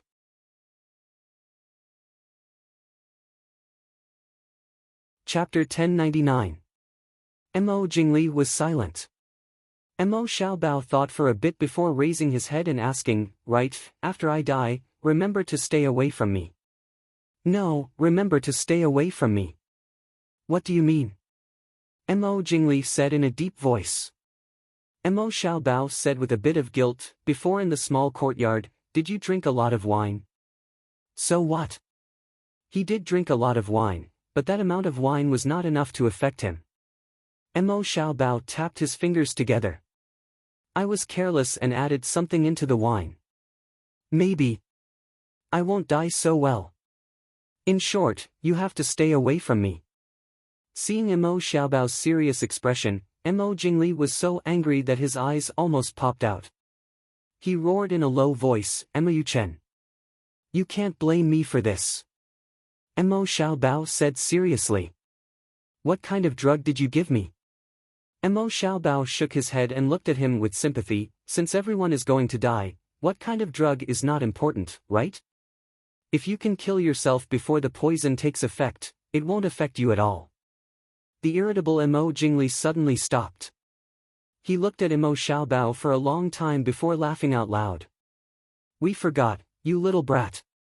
You're just as crafty as your father. I was almost fooled by you. Mo Xiaobao rolled his eyes and was not in a hurry. This one said, I only ask you to stay away from this one when you die. What kind of drug did you give me? Mo Jingli was furious. A person like Mo Jingli, what he lacked the most was the courage to go all out, so it was easy for him to be scared by some groundless things. If Mo Xiaobao directly told him what drug he gave him, he would not be so nervous. It was because of Mo Xiaobao's attitude that he felt uneasy. In one word, he was overthinking. Mo Xiaobao looked at him innocently, his eyes clearly saying, die early, reincarnate early. After staring at Mo Xiaobao for a long time, Mo Jingli's eyes flashed with a bloody light. He finally made up his mind and pulled out a dagger to stab Mo Xiaobao in the chest. Since you don't want to talk, then keep it for yourself. Mo Jingli, are you looking for me? Ha, idiot, you can't even recognize people clearly, so what are you doing out here? A clear and cheerful voice sounded from outside the door, carrying with it countless malicious taunts. Mo Jingli was stunned and looked at the person in front of him in disbelief. Mo Xiaobao, who was forced to sit on the stool, squeezed out a helpless and bitter smile. I really don't know what drug he gave you. Also, my surname is not Mo, you are not Mo Yuchen. Little Mo shrugged. Why don't you go out and take a look? Mo Jingli grabbed Mo Xiaobao and carried him all the way to the door. Through the gap of the door, Mo Jingli could clearly see a handsome young man in black standing in the courtyard. He looked exactly the same as Mo Xiaobao in front of him. But under the moonlight, those eyes did not hide the disdain and gloating towards the people in the room. Qin Lai, you idiot, how did you get caught again? Mo Xiaobao in the courtyard shouted in a bad mood. Mo Xiaobao in Mo Jingli's hand rolled his eyes, also in a bad mood. Who did this to me? His mother. He just didn't have time to remove his makeup and change his clothes. He planned to wait for a certain person to come back and discuss how to take the next step. Mo Xiaobao rubbed his chin and nodded with a conscience. Okay, Mo Jingli, come out quickly. You can't run away if you hurt Qin Lai. Mo Jingli sneered. You come and change with him. Qin Lai rolled his eyes at him. Is your brain broken? Don't you know who I am? Do you think the Prince Ding mansion will use the heir to exchange for the life of a shadow guard? Although he obtained the qualifications to join Qilin, but before he completed the formal training, he could only be a shadow guard. Thinking of this, Qin Lai was a bit sad. If he died like this and was not added as a Qilin member, he would not let Mo Xiaobao go even if he became a ghost. A certain person's resentment made Mo Xiaobao feel a chill at the back of his head. Rubbing his head, Mo Xiaobao smiled and said, "That I can't change people. How about I give you the antidote?" "What antidote?" Mo Jingli stared at him vigilantly. After a while, he sneered. "What use do I have for the antidote now?" Mo Xiaobao, who was rejected, looked at him faintly. "You will regret it." Mo Jingli sneered. He did not answer and did not go out. Qin Lai was much shorter than him. Once he went out, he would be attacked by the archers of the Mahist army. He would not even have a shield. But Mo Jingli also understood that it was not a good idea to waste time like this. If the person in his hand was really Mo Jingli, he could die with him. But now it was an insignificant shadow guard, so Mo Jingli hesitated. Using his own life to exchange for the life of a shadow guard, Mo Jingli deeply felt that it was not worth it. In such a short time, Mo Xiaoyao had arrived with the others. Seeing Mo Xiaobao standing in the yard with a sad and tangled face, Mo Xiaoyao sneered. "What, you failed again?" Mo Xiaobao bit his cheeks and stared at his father fiercely. What did he mean by failed again? When did he, Mo Yuchen, fail? Yili raised her hand and stroked her son's little head. She frowned and said, "Is Qin Lai inside?" Mo Xiaobao nodded heavily.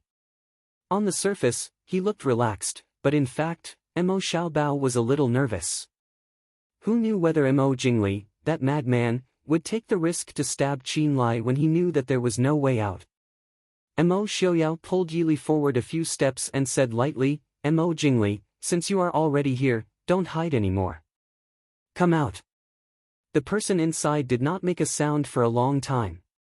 But after a while, Mo Jingli's voice came from inside. "Mo Xiaoyao, do you think I am a fool?" Mo Xiaoyao could not help laughing out loud. "Are you not a fool? I let you go, but you came back by yourself. Do you expect that I will let you go this time? Who gave you the confidence to think that you can hurt Ai's son in the Prince Ding mansion? Come out by yourself, I will let you die a little easier." In the room, Mo Jingli tightly held Qin Lai against the door.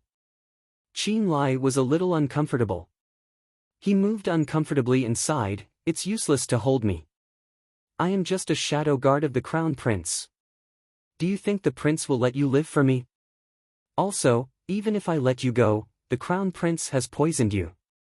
You can't run far." Mo Jingli stared at him with a ferocious smile. "Are you encouraging me to take you down with me?" Qin Lai tactfully shut up. He didn't want to die.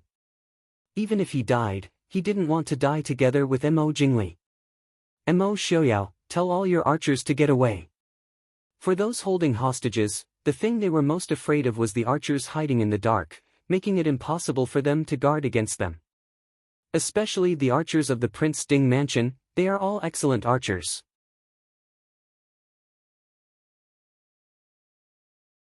Chapter 1100.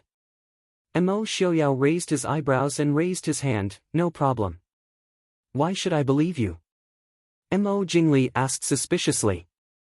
Mo Xiaoyao said impatiently, "How would I know how to make you believe me? If you want to come out, then come out. If you don't want to come out, then forget it." Perhaps because he heard Mo Xiaoyao's impatience, Mo Jingli finally relaxed a little. He had too little power in his hands. He only had a shadow guard impersonating the crown prince of the Prince Ding mansion, which was not enough to negotiate with Mo Xiaoyao. "Let me leave the Prince Ding mansion." Mo Jingli gritted his teeth and said. Mo Xiaoyao was immediately amused. He looked lazily at the closed door and laughed. "Mo Jingli, do you think I am playing games with you? Or do you think I want to play a few games with you? Do you have that kind of value?" After a while, the door was finally opened from the inside. Mo Jingli walked out with Qin Lai in his hand. Mo Jingli used one hand to hold Qin Lai in front of him, and the other hand held a dagger to Qin Lai's back. As long as there was any movement, he could be the first to stab the dagger into Qin Lai's back. Mo Xiaoyao faintly glanced at Mo Jingli. "Are you finally willing to come out? Now, what do you plan to do?" Mo Jingli vigilantly looked at the group of people in the courtyard. Even if there were no archers, with these people alone, he would not be able to escape the Prince Ding mansion alive. In the candlelight, he saw Mo Xiaobao standing beside Mo Xiaoyao and Yi Li. As expected, he looked exactly the same as the person in front of him. But the light in the child's eyes made him certain that this child was the real crown prince of the Prince Ding mansion, Mo Yuchen. This was because the way this annoying brat looked at him was exactly the same as his father's when he was young. Mo Jingli grabbed Qin Lai and stared at Mo Xiaoyao. If you don't want this brat to die, then back away. Mo Xiaoyao's expression was calm. It was clear that he did not care about Mo Jingli's threat. What? Crown Prince? You are the same as your father. You don't care about this brat's life? He was caught because of you, right? Mo Jingli smiled maliciously at Mo Xiaobao. Seeing Qin Lai's pained expression, Mo Xiaobao's originally smiling face instantly turned serious. Glaring hatefully at Mo Jingli, he said, "Let him go." "Let me go," Mo Jingli said without hesitation. "Impossible." Mo Xiaobao gritted his teeth. Seeing him angry, Mo Jingli's mood became better. Smiling, he said, "Then you come over and exchange with him." "Okay," Mo Xiaobao said in a clear voice. Everyone was stunned. Even Mo Jingli, who had proposed the condition, had said it with a hint of mockery. He had never thought that Mo Xiaobao would agree so readily. "Crown Prince, please reconsider." The people beside Mo Xiaoyao and Yi Li were shocked and quickly stopped him. In their eyes, 100 Qin Lai's life was not as important as one Mo Xiaobao.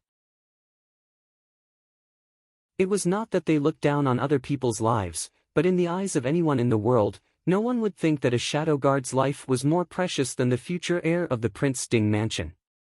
Mo Jingli was stunned. Cautiously looking at Mo Xiaobao, he said, "Are you serious?" Mo Xiaobao proudly raised his little chin and said, "Of course. If this crown prince is afraid of you, I'm not Mo Yuchen." Mo Jingli looked at Mo Xiaoyao and Yi Li who were standing to the side. In the crowd of people trying to persuade him, Mo Xiaobao's parents were especially quiet. "Mother?" Mo Xiaobao looked up at Yi Li. Yi Li's lips curled into a faint smile. Rubbing Mo Xiaobao's little head, she said, "Xiaobao has grown up. You can make your own decision. You must be careful." Mo Xiaobao's little face lit up. Nodding heavily, he said, "This child knows. Thank you, mother." Saying this, Mo Xiaobao raised his hand towards Mo Jingli to indicate that he did not have any weapons on him. Then he slowly walked towards them. When he was 3 steps away from Mo Jingli, Mo Xiaobao stared at Mo Jingli and said, "Let go of Qin Lai." With Mo Xiaobao as his hostage, Mo Jingli naturally did not care about Qin Lai. Not to mention that he could not bring 2 hostages with him. Raising one hand, he pushed Qin Lai out and his other hand grabbed at Mo Xiaobao. "Go die." Qin Lai, who was pushed out, was not thrown out. Instead, he twisted his body and charged towards Mo Jingli. At the same time, Mo Xiaobao also threw a kick towards Mo Jingli's face. Mo Jingli was suddenly attacked, but he was not unprepared. With Mo Xiaobao's craftiness, Mo Jingli knew that he could not be caught so quickly. But he had to take a gamble. Otherwise, even if he had Qin Lai, he would not be able to escape death. Therefore, when Mo Xiaobao kicked towards his face, Mo Jingli had already dodged to the side and once again grabbed at Mo Xiaobao's vital point. Qin Lai's pressure point was blocked. Although he had opened it a little, it was not easy for him to have the strength to hit Mo Jingli. Very quickly, he was kicked to the side by Mo Jingli. The shadow guard at the side quickly went forward to help him up and found that he was not heavily injured. Feng Xiao and the others who came over wanted to help Mo Xiaobao but were stopped by Mo Xiaoyao. "Prince." Feng Xiao frowned, looking at Mo Xiaoyao with disapproval. With Mo Xiaobao's martial arts, he was definitely not Mo Jingli's opponent. Mo Xiaoyao calmly said, "Don't worry, let him try. If you guys were willing to fight with him normally, you wouldn't be so worried now." Mo Xiaobao was the heir of the Prince Ding mansion and had a high status. Although he was hardworking in martial arts, his status was different. No matter if it was a sparring partner or a professor, very few people dared to fight him seriously, much less risk their lives. This also led to Mo Xiaobao's lack of actual combat experience. In the past, Mo Xiaoyao still had a few royal families that he didn't get along with, and he would occasionally beat them up. Since young, Mo Xiaobao could be said to have gotten whatever he wanted, and everything went smoothly. Mo Xiaobao and Mo Jingli's fight could be said to be exciting. Although he was short and his internal energy was weak. But Mo Xiaobao, who had been in Qilin for a long time and had a slightly skewed worldview, was ruthless and cunning. There was no sign of nervousness or restraint from fighting for the first time. With this kind of performance, if he was 2 years older, people would believe that he killed people like flies. Lei Tingfeng, who was standing at the side, could not help but sigh in admiration as he watched Mo Xiaobao's performance. With a son like this, the Prince Ding mansion would not decline for the next 50 years. Prince, are we raising the heir or raising assassins? The little heir's martial arts, why does it look like he's even more ruthless than those people from the Yanwang Chamber of Commerce? Feng Zhiyao lamented. The assassins from the Yanwang Chamber of Commerce were only ruthless, but their little heir's moves were not only ruthless, but also very wretched. Feng Zhiyao could not bear to look at him directly. You're just an 11 or 12-year-old kid, yet you're using moves like monkey steals peach. Are you really a man? Mo Xiaoyao was not offended at all. It's fine as long as he can beat him. When his martial arts are high enough, he'll naturally correct himself. Who liked to use these wretched moves? Wouldn't this make his abilities even worse? When his martial arts were high enough to kill everyone, with Mo Xiaobao's arrogant personality, he would naturally choose to use more honorable moves. Feng Zhiyao shook his head and sighed. If the Su family knew, they would definitely be heartbroken. Half of Mo Xiaobao's education was the responsibility of the Su family. Even if they could not produce a young master like young Master Qingchen, they should at least produce a cultured and refined gentleman, right?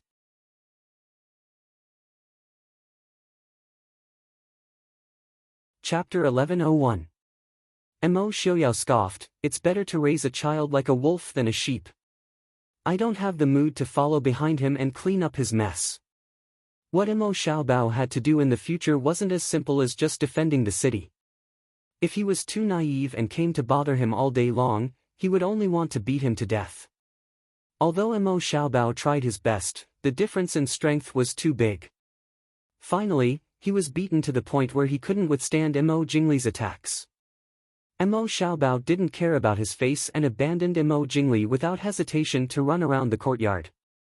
At the start, Mo Jingli was still wary that Mo Xiaoyao and the others would suddenly make a move. But when he found out that Mo Xiaoyao had no intention of interfering, and that as long as he didn't try to escape from the Mahist army, the Shadow Guard would ignore him, Mo Jingli vented all his anger on Mo Xiaobao. Mo Xiaobao was chased all over the place. As he ran, he didn't forget to howl, Mr. Shen, is your medicine expired? Ah ah ah ah ah. Shen Yang, who was sleeping soundly in his own courtyard, turned in his sleep and muttered, little brat, when has this godly doctor's medicine ever expired? While Mo Xiaobao was using Qinggong to run around. Just as he was thinking about whether he should put down his face and ask his father for help, he suddenly felt Mo Jingli's speed of chasing him suddenly slow down. Amidst the chaos, Mo Xiaobao turned back to look. Although he couldn't see Mo Jingli's face clearly because of the dark sky, he could clearly see that Mo Jingli's clothes were soaked in sweat. If Mo Xiaobao who was being chased didn't sweat, but the person chasing him was already drenched in sweat. This was clearly not logical. Mo Xiaobao's eyes turned and he took out something from his chest and grabbed it towards Mo Jingli, here's the antidote. Then with the fastest speed, he pounced towards Mo Xiaoyao who was watching the show from the side. After chasing Mo Xiaobao for a few laps, Mo Jingli clearly began to feel that something was wrong. A strange heat gradually surged up, and slowly began to affect his body. At this moment, he truly believed that Qin Lai hadn't lied to him. He really had been poisoned. So when Xiaobao shouted for the antidote, he paused for a moment and reached out to catch the thing that Xiaobao threw at him. By the time he realized that it was just a jade pendant that Mo Xiaobao had casually thrown over, Mo Xiaobao had already pounced into Mo Xiaoyao's arms. However, Mo Jingli did not have the time to care about Xiaobao's despicable actions because the strange poison had begun to take effect. At this time, it had been 4 hours since he drank. He didn't feel it at all before, but now, it was like a wildfire that became a prairie fire in a moment. You! For a moment, Mo Jingli was sweating profusely, as if he had been soaked in water. Mo Jingli fell to the ground, as if his body was being burned by a raging fire, and also as if there was a strange impulse and desire. These strange pains were stuck together, making him feel as if he was being bitten by insects. This sudden turn of events caused everyone to stare with their mouths agape. Their gazes towards Mo Xiaobao became strange. This air, what kind of poison did you give him? Feng Xiao asked with a frown. Looking at Mo Jingli's appearance, it didn't seem like he was in pain, or was it that his entire body didn't hurt? And what kind of poison was it that made him sweat without vomiting blood or bleeding from all orifices, and even had a ruddy complexion that didn't look like he was poisoned? Standing on the other side, Han Mingxi looked at Mo Jingli with pity, then looked at Mo Xiaobao who was lying in Mo Xiaoyao's arms, and rubbed his nose. He decided to keep quiet. Mo Xiaoyao glanced at Mo Xiaobao, patted Yi Li's hand and said, "Li, go back and rest first. There's nothing else to do here." Yi Li slightly frowned, looking at Mo Xiaobao who was lying in Mo Xiaoyao's arms and looking at her with a pure smile. She sighed and nodded, "I'll go back first. You guys. That's enough, don't play anymore." Mo Xiaobao nodded and waved at Yi Li. Good night, mother." Seeing Yi Li leave with the others, Mo Xiaoyao snorted and threw Mo Xiaobao out. Mo Xiaobao nimbly turned around in the air and landed firmly on the ground. "Lord Father, you're so cruel." His big black eyes looked at Mo Xiaoyao, tears welling up in his eyes. Mo Xiaoyao couldn't help but twitch his mouth. Who taught Mo Xiaobao to be so shameless? Mo Xiaobao pouted his little mouth and snorted. Facing a cruel father like Lord Father who treats his son like grass, what's the use of being shameless? This prince is using gentleness to conquer strength. On the side, Feng Xiao coughed and said, "I say, Prince, that. Shouldn't we deal with it?" Pointing at a certain person who was crying out in pain on the ground, Feng Xiao asked. Mo Xiaoyao raised his eyebrows. "Did I poison him?" "Prince?" Feng Xiao looked at Mo Xiaobao. But he found that Mo Xiaobao was trying to pull Qin Lai away from the scene. Being stopped by someone, Mo Xiaobao turned around and glared at Feng Xiao with hidden bitterness. Feng Xiao also didn't understand how he had offended this little ancestor. He could only rub his nose and smile. "Prince, what kind of poison did you give him? We still have to interrogate him, you making him like this. It's not convenient for us to do anything." Looking at Mo Jingli's current appearance, even if they gave him a fierce beating, he wouldn't feel anything. Mo Xiaobao opened his mouth and looked pitifully at Qin Lai. Qin Lai looked up at the sky. The moon was really round tonight. Mo Xiaobao stomped his feet and ran to Feng Xiao's side to discuss with him in a low voice. "Don't tell my mother." Feng Xiao hesitated, but still nodded. Mo Xiaobao then leaned over to Feng Xiao's ear and whispered a few words. Feng Xiao was stunned and looked at Mo Xiaobao in disbelief. "I remember the princess consort said." Mo Xiaobao glared at him angrily. "That's why I said, you're not allowed to tell, mother." Saying this, he didn't forget to give Feng Xiao a threatening glare, then turned around and ran with Qin Lai. From afar, Qin Lai's puzzled voice came. "Didn't you say you wanted to watch a show?" Mo Xiaobao's voice was clearly flustered. "Do you think that looks good?" It doesn't look very good." He saw Mo Jingli writhing on the ground and moaning in pain. It would be better to torture him and make him look more interesting. Looking at the two children running away, Feng Xiao's expression twisted. Han Mingxi already had a conclusion in his heart and didn't care. He smiled and patted Feng Xiao, asking, "What did the little prince say?" Feng Xiao weakly waved his hand and said, "Which one of you, take him to the brothel." A place like the Prince Ding mansion, they definitely couldn't let brothel girls in. The fucking prince was only 11 years old, 11 years old, and he had already drugged Mo Jingli twice in a row. How could this be? He bitterly looked at Mo Xiaoyao at the side. "Prince, this subordinate feels that you and princess should strengthen the education of the prince." The corner of Mo Xiaoyao's mouth twitched, nodding in a rare moment of silence. He hesitated for a moment before saying, "Brothel, you should go ask Shenyang if he has the antidote." What was called the pupil surpassing the master, Mo Xiaobao's current actions were the pupil surpassing the master.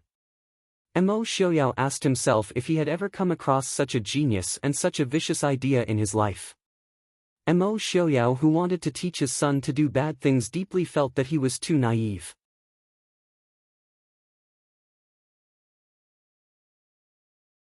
Chapter 1102. Are we going to call Shenyang now? We'll be killed. Feng Xiao shook his head. Han Mingxi coughed lightly and said, "I remember. Mr. Shen said before, that medicine isn't poison. We can't make an antidote for now." Mo Xiaoyao rubbed his nose and waved his hand, saying, "Do as you see fit. I'll leave first." Prince Ding left without hesitation, leaving the mess for his subordinates to clean up. Mo Jingli, who was lying on the ground, was in so much pain that he wished he could die sooner. Even though there was no part of his body that wasn't in pain, as if his entire body was about to explode, he still heard every single word that Feng Xiao and the others had said. "Don't kill me. Kill me." Mo Jingli finally understood what the greatest pain in life was. He even wished that he had never entered the Prince Ding mansion, that this was just a terrifying nightmare. Or that he would have been killed by Mo Xiaoyao in the Prince Ding mansion's main hall. A man who had long lost the right to be a man, but had been drugged with an aphrodisiac. Even if he had lost some of his abilities, it didn't mean that Mo Jingli had lost some of his senses. Because of this, the pain he was suffering was twice as much as a normal person. What made him even more fearful was that if other people knew, even though his entire body was covered in sweat, Mo Jingli couldn't help but shiver. "Mo Xiaoyao. If you have the ability, then kill me. Do it." At this point, Mo Jingli couldn't hide anything anymore. His voice became sharp and piercing, making people who heard it frown. Many of the people present had entered the palace before, so how could they not hear the strangeness of this voice? This was clearly the sharp voice of the eunuchs who served in the palace. Mo Jingli was originally a very manly and handsome man, but after the end of the year, his voice became even deeper and deeper. Compared to the sudden sharpness and strangeness, it was even more hair-raising.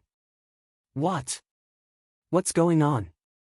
Feng Xiao asked in horror. Mo Xiaoyao's character was actually quite good. At the very least, he had never told anyone about the cruel things he had done to Mo Jingli. Of course, Mo Jingli himself wouldn't tell anyone about it either. Thus, when Mo Jingli suddenly let out such a strange sound, everyone's gaze fell on a certain part of Mo Jingli's body. Lei Tingfeng coughed lightly and said in a low voice, "Ever since Prince Li's late wife gave birth to a prince, it seems that he has never." Thus, this person suspected that Mo Jingli had already done that more than 10 years ago. Feng Xiao and the other people of the Prince Ding mansion rubbed their chins thoughtfully. According to what they knew, Prince Li had cheated many things out of Prince Li for the antidote. Could it be that after the prince had cheated him, he had made a fake antidote that not only made him unable to have children, he couldn't even be a man? Mo Xiaoyao, who was misunderstood, coughed lightly and waved his hand. "Feng San, I'll leave this matter to you." After saying that, he didn't care about everyone's strange expressions and left with His Highness Prince Ding. Lei Tingfeng and Yelu Hong, who only noticed later, looked pitifully at Mo Jingli on the ground and said with an awkward smile, "We should go back. They're probably still drinking in the hall. Northern Tribe's Crown Prince, let's go back and have a drink." Yelu Hong nodded and left with Lei Tingfeng. He left this hot potato to the people of the Prince Ding mansion. They only needed to know that Imo Jingli wouldn't be able to make a comeback in the future. Feng Xiao wanted to cry but had no tears. Capturing a captive was no problem, but capturing a captive who couldn't be cured by a strong aphrodisiac, what should he do? Han Mingxi rubbed his nose and said with a smile, just bear with it and it'll be over. When he said this, Han Mingxi also felt a little guilty. Normally, people would be able to bear with it and it would be over, but no one knew whether or not it would be over. The little heir was really too cruel. No one would believe that he didn't know what Imo Jingli was doing. Who would purposely drug someone with aphrodisiac for no reason? In the bedroom of the main courtyard, Yili washed up and removed the accessories and makeup on her body. She leisurely sat on the soft couch and slowly flipped through a book. Even though it was already past the fourth watch period, after a busy day, she suddenly relaxed and didn't feel sleepy. Yili sat on the soft couch beside the bed and read while waiting for Mo Xiaoyao to return. Wang Fei, it's already so late. You should drink some soup and rest early. Qing Shuang came over with a bowl of chicken soup and said with a light smile. Yili smiled and nodded. She took the chicken soup and tasted it. She smiled and said, the taste is really good. Qing Shuang's hands are the best. I'm a little reluctant for you to get married. Qing Shuang's face was slightly red and she said coquettishly, Wang Fei is joking with Nubi again. Yili sighed and said, I'm not joking. You've been by my side the longest.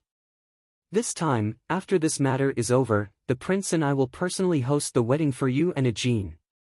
Qing Shuang's eyes were slightly red and she said, there is no one in the world who treats Qing Shuang better than Wang Fei. Yili smiled helplessly and said, you girl, why are you crying? Go and see if the prince has returned. Just leave these trivial matters to the subordinates. Qing Shuang hesitated for a moment, but still nodded and said, yes, this servant will take her leave. After a while, Qing Shuang came in and said with a smile, Wang Fei, the prince has gone to the study. On the soft couch, Yili had fallen asleep with a scroll in her hand. There was still half a bowl of chicken soup beside her and it was slightly cold. Wang Fei. Qing Shuang walked forward slowly and looked at the beautiful sleeping face in front of her. A complicated look flashed in her eyes. Wang Fei, are you asleep? Yili was sleeping peacefully and didn't seem to be affected at all. Qing Shuang bit her lips and whispered, Wang Fei, I'm sorry. Standing up, Qing Shuang raised her hand and pointed at the sleeping Yili. Just by looking at the skillful finger technique and strength, one could tell that her internal strength wasn't weak. She might even be stronger than Qing Wan, who used to be by Yili's side. A slender hand blocked her finger. Yili, who was in deep sleep, slowly opened her eyes. She sighed helplessly and said, Qing Shuang, you've really disappointed me. Wang Fei. Qing Shuang's face changed and she quickly squeezed out a smile. Wang Fei, what are you talking about? Qing Shuang doesn't understand. Yili shook her head and smiled, how can you not understand? Agarwood is indeed the most difficult drug to detect, but you shouldn't put mushrooms in the chicken soup. Didn't you smell something wrong with the mushrooms? Mr. Chen said that agarwood is incompatible with many things, such as orchids and mushrooms. Qing Shuang also knew that since she was discovered, she couldn't hide it from Yili. She said in a low voice, Wang Fei, I'm sorry. Pulling out the hand that was held by Yili, Qing Shuang raised her hand and chopped towards Yili. Yili didn't show any weakness. With one hand on the soft couch, she jumped up and kicked out. Qing Shuang had been by Yili's side for more than 10 years. Naturally, she knew Yili's strength better than anyone else. She didn't dare to be negligent and pulled out a soft sword to stab at Yili. Yili's eyes darkened and the short blade in her sleeve flew out. A silver light flashed and shot towards Qing Shuang.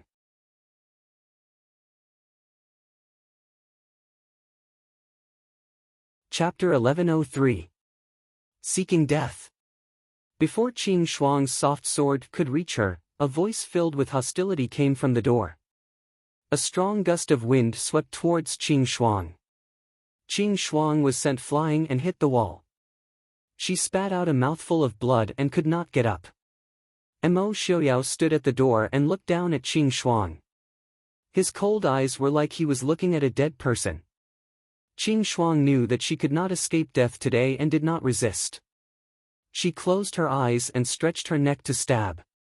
Xiaoyao, don't. Yili grabbed Mo Xiaoyao's hand and shook her head. Mo Xiaoyao looked down at Yili's pleading eyes. He sighed and said, "Don't be sad for other people." Yili gave him a faint smile and said, "I won't be sad for other people." Turning around, she looked at Qing Shuang and asked Yili in a deep voice, "Qing Shuang, why?" Originally, she would have died if she closed her eyes. After waiting for a while, she did not feel any pain. Qing Shuang opened her eyes in a daze and looked at Yili with confusion. Yili sighed and did not say anything. In the reception hall, Mo Xiaoyao and Yili were sitting on the main seats. Not far from them was Mo Xiaobao. There was also Su Qingbai, Chief Steward Mo, Jean and the others who had heard the news. Qing Shuang was kneeling in the middle of the hall. Her expression was dim and her heart was dead. "Prince, Wang Fei, this old servant, this old servant."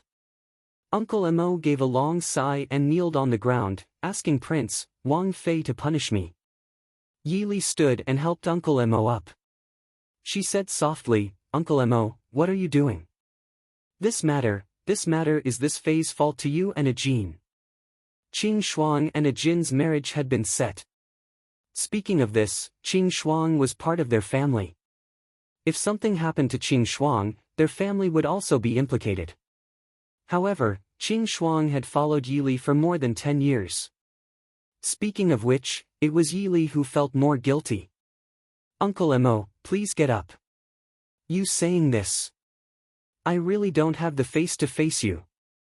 Mo Xiaoyao nodded and said, "Wang Fei is right. Uncle Mo, your family is loyal to the Prince Ding mansion. This matter really has nothing to do with you. Jean, I'll find you a good wife later, okay?" Mo Xiaoyao had always been good to the taciturn Jean. Jean had been by his side since he was young. Although he was not smart, he was very loyal. Jean hesitated for a moment before nodding. He had known Qing Shuang for many years, since the two of them were still young boys and girls who didn't know anything. Although he wasn't like Wang Fei and Prince, when Wang Fei said that she wanted to marry Qing Shuang to him, he was still very happy. Seeing Qing Shuang like this now, Jean felt very sad. However, he stubbornly turned his head away, no longer looking at her. The prince and Wang Fei were the best people, and also the people they had to be loyal to. Anyone who wanted to harm the prince and Wang Fei was wrong. Yili helped Uncle Mo to sit down by the side, before turning back to look at Qing Shuang, asking mildly, "Qing Shuang, why?" Qing Shuang raised her head to look at Yili, smiling helplessly and bitterly as she said, "Didn't Wang Fei already know?" Yili looked at Qing Shuang carefully. She still remembered that when she had brought Qing Shuang back to the manor, she had still been an innocent and cute child of not even 10 years of age. In the blink of an eye, more than 10 years had already passed. At some unknown time, this girl whose eyes were filled with helplessness could no longer be seen. "You are someone of Infinite Boundless Mountain?" Yili asked. Qing Shuang nodded. Yili said, "Infinite Boundless Mountain has long ceased to exist. I know that you have not betrayed any information about the Prince Ding mansion all these years. Otherwise, you would have already been exposed long ago. Back then, when Infinite Boundless Mountain was destroyed, why didn't you tell me? Could it be that you think that after saying such things, I would kill you?" Qing Shuang shook her head, looking at Yili as she said, "I know that Wang Fei has been very good to me. It is I who have let Wang Fei down. Now that things have come to this, Qing Shuang only wishes for death." Yili closed her eyes, a trace of anger appearing on her elegant and gentle face. "Only wishes for death? What a good only wishes for death. In your eyes, Is life so cheap? Not saying anything, not caring about anything, you only wish for death? Or is it that, because the Prince Sting mansion destroyed Infinite Boundless Mountain, you harbor resentment in your heart? If that is the case, this consort will grant you your wish. Qing Shuang, tell me, is your heart with Infinite Boundless Mountain? Qing Shuang lowered her head, not speaking. Yi Li shook her head, sighing, you are not. You have been by my side since you were 8 or 9 years old, and then followed me into the Prince Sting mansion. If you really have feelings for Infinite Boundless Mountain, you should have long since gathered quite a bit of information by my side, and could have revealed it to the Lord of Infinite Boundless Mountain. You even have the greatest chance of getting close to Little Treasure, Lin, and Xian. Yet, you have never done anything. Qing Shuang, tell me why exactly this is? Qing Shuang stared blankly at Yi Li, only lowering her head after a long time. Sparkling tears slid down from the corners of her eyes, dropping drop by drop onto the floor in front of her. Wang Fei, woo woo. Looking at Yi Li, Qing Shuang's tears fell in large droplets. Yi Li looked at her calmly, her expression gentle, as she said softly, tell me, what exactly is going on? Do you have something that Mo Jingli can use against you? Qing Shuang nodded, saying, my family. I still have a younger brother.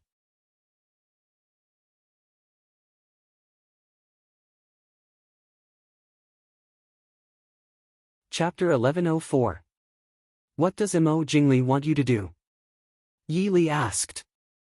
Qing Shuang lowered her eyes and said hoarsely, if he can't leave Glass City alive, then someone will kill my brother. Unless I can save him and kill Wang Fei alive. I don't want to kill Wang Fei. Yi Li looked at her and said, so, you want to use my trust in you to capture me and then force the Prince Sting mansion to let Mo Jingli go? Qing Shuang nodded silently. Why didn't you tell me directly? Yi Li asked, you know Mo Jingli's personality. Don't you think that after the matter is over, the chances of him killing you is higher than letting your brother go? In comparison, the chances of the Prince Sting mansion saving him are higher, right?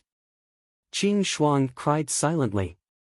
She was so worried that her brother was her only family in the world. When she saw his keepsake, her heart was already in a mess. She couldn't help but be forced by Mo Jingli to do something she shouldn't have done. There were some things that weren't easy to persist in, but once you gave up, you couldn't take it back. If it wasn't for her help, how could Mo Jingli come and go as he pleased in Glass City? Looking at her tear-filled face, Yi Li sighed softly. When Mo Jingli came to Glass City, he was already like a stray dog. How could he bring your brother with him? Now that he has been caught by the Prince Sting mansion, how could you have the chance to kill your brother? Qing Shuang, if what Mo Jingli said is true, your brother might still be in Jiangnan. But there is at least a 60% chance. He was already dead. Hearing Yi Li's words, Qing Shuang was in a daze. No one knew what she was thinking. Yi Li rubbed her forehead tiredly and waved her hand, take her away first. Send someone to check on her brother. Yes, Wang Fei. Qin Feng waved his hand and ordered the 2 shadow guards to take Qing Shuang away. Miss. I'm sorry. Qing Shuang was taken away by the 2 guards. She turned back to look at Yi Li and bit her lip in shame. Yi Li shook her head and said, you go first. After Qing Shuang was taken away, the flower hall finally quieted down. Her suspicion of Qing Shuang didn't start tonight. After all, to know so much information and be able to secretly help Mo Jingli must be a trusted confidant of the Prince Sting mansion. Ever since Qing Yu, Qing Luan, Qing Xia, and the others had left, Qing Shuang was the only person she trusted the most. The other 3 often came in and out of the Fu, but the Su family knew Qing Yu and Qing Luan. Yi Li had once suspected Qing Xia's origins, but she was just a spy that Wang Shi had placed here. Qing Xia was a smart person. These years, she had been well behaved. After becoming a monk, she had been a proper wife and mother. These 3 people didn't have the ability to help Mo Jingli now. Even though she had her suspicions, when Qing Xia really acted, Yi Li couldn't help but feel sad and regretful. Mo Xiaoyao reached out to hold Yi Li's hand and said softly, "Li, why do you want to keep her?" Mo Xiaoyao never showed mercy to those who betrayed Li and tried to kidnap Li. If not for the fact that Yi Li was so determined to keep Qing Shuang, Mo Xiaoyao would have long since struck her with a palm. Yi Li sighed. She has been with me for more than 10 years after all. Fortunately, she didn't make a huge mistake. Let's wait and see. Mo Xiaoyao frowned. I don't care what you think. Even if she was forced, such a person definitely can't stay by your side. I know. I don't think that way either. Looking at Mo Xiaoyao's solemn appearance, Yi Li smiled, saying mildly. Even though she had spared Qing Shuang's life on account of their more than 10 years of friendship, how could she keep her by her side? Some things, once they had happened, they could never be erased. No matter who it was, it would always leave a trace in their heart. Looking at Yi Li's still somewhat dejected expression, Su Qingbai smiled mildly. Li, don't think too much. These past 10 years, that girl also didn't leak any information about you and the Prince Ding mansion to Infinite Boundless Mountain. Thinking about it, these 10 years of interaction weren't wasted. People were all selfish. Their own blood relatives were always the most important. Even the Su family, known as the head of the world's pure-blooded families, would still choose their own kin over those unrelated to them. It was just that Qing Shuang's method of solving the problem was wrong. This also meant that these 10 years of feelings were destined to turn into bubbles. Knowing that her fourth brother was comforting her, Yi Li smiled mildly. Fourth brother doesn't need to worry. I'm fine. Your subordinate Feng Zhiyao requests an audience with Princess. Outside, Feng Zhiyao hurriedly requested an audience. Come in. Yi Li saw Feng Zhiyao walk in with a strange expression on his face, and hurriedly asked, "What's wrong?" Mo Jingli sighed. Young Master Feng San's handsome face was slightly distorted. Mo Jingli is dead. Dead? Yi Li was a little surprised. How did he die? Mo Jingli didn't seem to be a resolute and unyielding person, someone who would rather die than be humiliated. Also, when Mo Xiaoyao had returned, he had only said that he had captured Mo Jingli. How did he die in such a short time? Feng Zhiyao scratched his head in frustration, squeezing out a smile. In any case, Mo Jingli is already dead. That, your subordinate actually wanted to ask how we should deal with his corpse? Yi Li glanced at Mo Xiaoyao, asking, should we return the corpse to the Dechu state? In a few days, the Dechu state would send an emissary to negotiate with the Prince Ding mansion, and bring the young Emperor Mo Suiyun back. Feng Zhiyao hurriedly shook his head and said, Wang Fei, by the time the people from the Dechu state arrive, Mo Jingli's corpse would already be. Why don't we return his ashes to them? Even though he was very doubtful whether the people from the Dechu state really wanted Mo Jingli's corpse, Feng Zhiyao still didn't want it. Yi Li frowned. Even though she felt that Feng Zhiyao's attitude was a little strange, but what Feng Zhiyao said wasn't without an end. Seeing that Mo Xiaoyao didn't object, she nodded in agreement. Feng Zhiyao finally let out a sigh of relief, and glanced at Mo Xiaoyao with a strange expression. Mo Xiaoyao looked up and smiled faintly at him. Feng Zhiyao only felt the cold wind whistling above his head, and hurriedly shrunk his neck back. Yi Li wasn't in a good mood, and after sitting for a while, she returned to her room to rest. The others still had to stay behind to deal with the remaining matters. Fortunately, after today, the Prince Ding mansion could truly live peacefully for a long period of time, so everyone present was very energetic and didn't feel tired. Mo Xiaoyao sat on the main seat and discussed with Su Qingbai the arrangements for the envoys from the various countries. After these 2 days, these envoys from the western regions would prepare to depart for their respective countries. Sending off the envoys wasn't a small matter, and tonight's banquet inevitably made people feel that they couldn't enjoy themselves to the fullest, so the farewell banquet had to be held even more grandly. Feng Zhiyao sat to the side, as if he had received an unknown shock. Sometimes he glanced at Mo Xiaoyao, sometimes he glanced at Mo Xiaobao. His eyes were so strange that even Su Qingbai couldn't help but look at him. After Mo Xiaoyao and Su Qingbai finished speaking, Mo Xiaoyao looked at Feng Zhiyao with a raised eyebrow and said, if you have something to say it quickly. Feng Xiao shook his head and said firmly, I have nothing to say.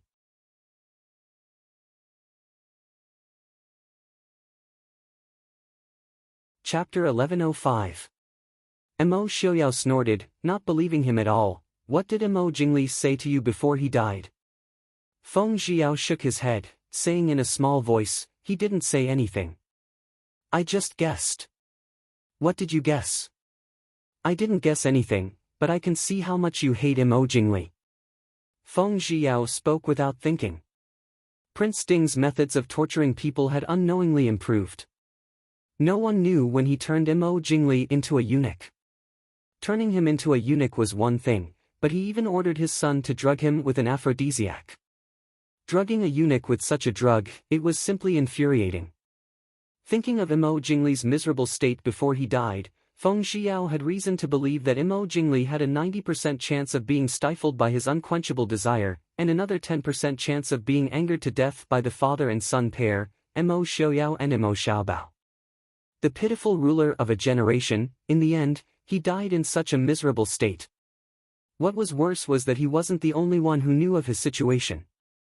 If Mo Jingli was in heaven, he would probably be angered to death. Looking at Feng Xiao's eyes, Mo Xiaoyao knew that he had misunderstood. But he really couldn't explain to others that he didn't order Mo Xiaobao to drug Mo Jingli. Although he had hinted in this regard, he never thought that Mo Xiaobao would be even more efficient than him. Even if he explained, no one would believe him, right? Mo Xiaoyao thought with some regret. Mo Xiaobao. Looking at Mo Xiaobao who was trying to slip away by the door, Mo Xiaoyao's lips curved into a happy smile. Mo Xiaobao quickly straightened his body. Father, this child is tired and wants to go back to rest. Mo Xiaoyao nodded, go, be good. Your confinement begins tomorrow. When your third uncle and fourth uncle get married, father will ask your mother to grant you a small amount of parole. As he spoke, Mo Xiaoyao gave his son a look at how well father treats you expression. Imperial father. Mo Xiaoyao exploded. How can you be like this? Mo Xiaoyao grinned at him, Imperial father, what did I do? Mo Xiaobao was furious. You clearly said that if I won, the confinement would be waived. I didn't use the shadow guard and Qi Lin from the Prince Ding mansion. I won. Mo Xiaobao stomped his feet. Mo Xiaoyao rubbed his forehead and looked at him with a half-smile. Useless. Isn't he a shadow guard? He's my friend. He was no longer a shadow guard. He had not joined Qi Lin yet. He's a free man. Mo Xiaobao argued. Mo Xiaoyao raised his brows, is it like this? Mo Xiaobao raised his chin and said, of course it's like this. If you don't believe me, you can ask Mo Hua. Qin Lai isn't a shadow guard. Luckily this prince was smart and removed Qin Lai's name from the shadow guard first. Mo Xiaobao rejoiced in his heart. Since he dared to make a bet with father, how could he lose over such a small matter? Mo Xiaoyao's smile was still amiable, oh. Since it's like this. Then Shenyang isn't a shadow guard. Shenyang's medicine naturally doesn't belong to the shadow guard. It can't be considered breaking the rules. Son, don't you think? Right? Kacha. The lively Mo Xiaobao suddenly froze. Mother. Mother said that if he used medicine that shouldn't be used again, she would harshly punish him. If mother knew that he stole Shenyang's fragrant something spring something pill, not only would he be exempted from 3 months of confinement, it was possible that he would be locked up for another 3 months. Imperial father is a bastard. Woo woo. Mo Xiaobao silently cried in his heart. Mo Xiaoyao didn't feel the sadness in his son's heart at all. The smile on his face was like a spring breeze. The wind was cold. Son, did father say something wrong? Mo Xiaoyao gently asked. Mo Xiaobao gritted his teeth, no. Father is right, Qin Lai is a shadow guard. Despicable. Bastard. Framing me. Mo Xiaobao stared with all his strength. Idiot! Idiot! You're still too inexperienced. Mo Xiaoyao leisurely drank his tea. Then this time father won? Mo Xiaoyao asked with a smile. Father is right. Mo Xiaobao gritted his teeth. Mo Xiaoyao lovingly rubbed his son's little head and said, Son, doing bad things isn't a problem, but if you're caught by the adults, then it won't be good. In the future, keep up the good work. Mo Xiaobao bit his cheeks. Father, didn't you get caught by grandfather and uncle when you were young? Mo Xiaoyao lightly sighed. Father never did bad things when he was young. Mo Xiaobao directly rolled his eyes at him and angrily turned to leave. If I believed you, then I'm a fool. Seeing his son's figure rushing out like the wind, Mo Xiaoyao shook his head with a smile and sighed. I really didn't lie to you. Ever since I was young, people have always praised me for being smart and sensible. Feng Zhiyao, who was watching the father and son fight on the side, was speechless. That's right, ever since you were young, everyone has praised you. That's because your son is openly insulting you, while you're insulting him in the dark. So even now, other than this young master, no one knows that Mo Jingli was messed with by you.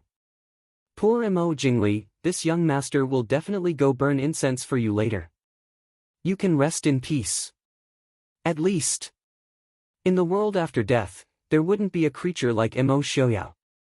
After the Prince Ding Mansion's first birthday banquet, Glass City was still bustling with noise and excitement. Everything that happened on the night of the banquet was firmly locked in the Prince Ding Mansion. All the common people happily spent a day that wasn't a holiday, but was more festive than a holiday. Although some people found that their neighbors or good friends were missing the next day, after a long time, they just left it as it was. The ones that truly changed their attitude were the envoys from the various countries that came to congratulate them. Although the Prince Ding Mansion wasn't publicly announced, almost everyone knew that the Chu state's deposed emperor, Mo Jingli, was already dead. And his death was quite dishonorable. When the nobles heard this news, they couldn't help but feel a chill in their hearts. That kind of death was really everyone's nightmare. And the Prince Ding Mansion was able to silently kill an emperor in a short night, even if that emperor was a deposed one. And it was said that Prince Ding and Princess Consort didn't do anything. Everything was done by the 11-year-old little Shitzi. How could people not be respectful and fearful? Because there was an accident at the first birthday banquet of the two children, the host and guests could not enjoy themselves. Ding Wang and Ding Wang Fei invited all the guests to attend the wedding banquet of the Su family's third young master and fourth young master in 10 days. Although the third and fourth young masters of the Su family weren't as powerful and famous as the eldest young master, they were still the direct descendants of the Su family and were Princess Ding's cousin. The fourth young master of the Su family was a powerful official of the border. Especially when he came with the envoys from the western regions, they could be considered close friends. Therefore, all the envoys agreed to attend the Su family's wedding before leaving. The two madams of the Su family were in a hurry to get married. The two young masters of the Su family also wanted to get the beauties. One of the two brides was the former princess of the Chu state, and the other was the granddaughter of Duke Hua who had sacrificed herself for the country. She was Princess Ding's close friend. This return gift was naturally unprecedentedly grand.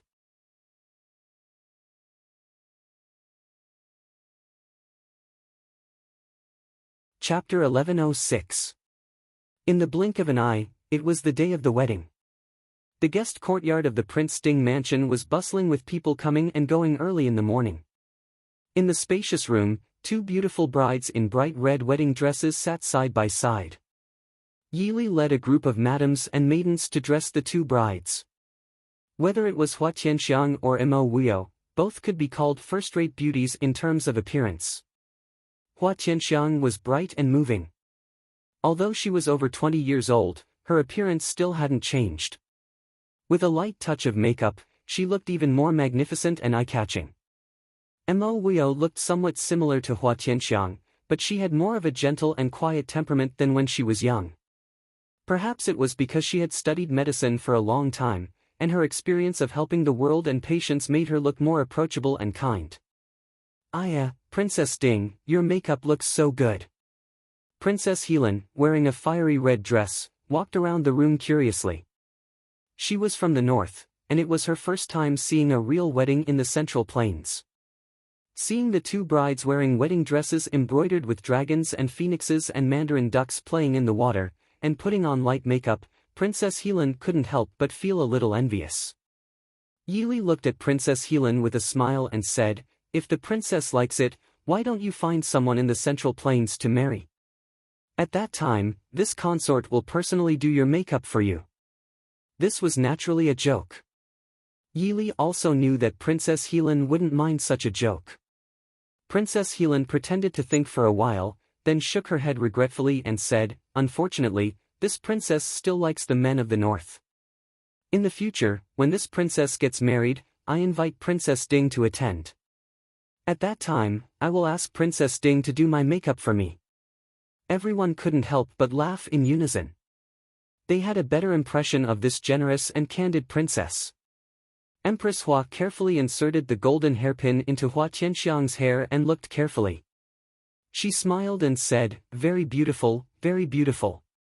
The princess is right, the princess consort's makeup is really beautiful." Looking at her beautiful niece, Empress Hua's eyes couldn't help but redden. She was such an outstanding child, yet she only got married at this age. Her best years were locked away in her boudoir. "Auntie." Hua Tianxiang held Empress Hua's hand and smiled faintly. "Auntie, am I really that beautiful?" Empress Hua smiled and said, "My Tianxiang is the most beautiful bride." "Mother, where's my daughter?" "You've forgotten about your daughter." Seeing his mother's sadness, Mo Wuyu hurriedly spoke up to interrupt his mother's melancholy and acted like a spoiled child. Empress Hua smiled as she pinched her daughter's little face and said, "My Wuyo is also the most beautiful bride. Be good and don't move. Mother will help you comb your hair." Mo Wuyu did not move and allowed his mother to do his hair. Looking at his mother's focused expression in the bronze mirror, he also revealed a sweet smile. "It's time to eat. Bride, it's time to eat." Yungu and Murongting came over with a few side dishes and snacks and said with a smile, "Come and eat something. Once it's done, there will be nothing to eat. You'll be hungry for the whole day." This was Murongting's experience. When Murongting got married, she carried a big apple with her. In the end, she was out of breath from hunger after the wedding. Hua Tianxiang turned around and said with a smile, "Murongting, Yungu, thank you." Murongting waved her hand indifferently. Yungu pursed her lips and said with a smile, "No need to thank me. Aunt Sue secretly told me yesterday to prepare some food for you, otherwise you'll be hungry. It's so pitiful that you can't eat after getting married, but Sister Hua and Wuyo are both so beautiful." Yili stood up with a smile and helped them arrange the things. She said with a smile, "Does Yungu like Sister Hua and Wuyo like this?" Yungu blinked her eyes and nodded, "I like it. I haven't worn such beautiful clothes before." Murongting covered her mouth and said with a smile, "That's easy. Yungu can also get married and wear such a wedding dress." "Ah." Yungu blinked and was a little confused. "But, who is Yungu going to marry?" Murongting smiled more mysteriously and asked quietly, "What do you think of young Master Qingchen?" "Qing. Young Master Qingchen." Yun Ji's face changed greatly and she shook her head repeatedly. "No, no." Everyone was at a loss. Young Master Qingchen was not so annoying, right? The little girl was so scared that her face changed. Yili patted Yun Ji's shoulder and asked softly, "Why not? Yungu doesn't like brother?" Yungu glanced at Yili carefully. "Sisterly, can you not tell young Master Qingchen?" Yili nodded seriously, indicating that she would never spread the news casually. Yungu said with a drooping face, "Young Master Qingchen is so fierce. He makes me copy books every day. The day before yesterday, he made me copy the Book of Rites.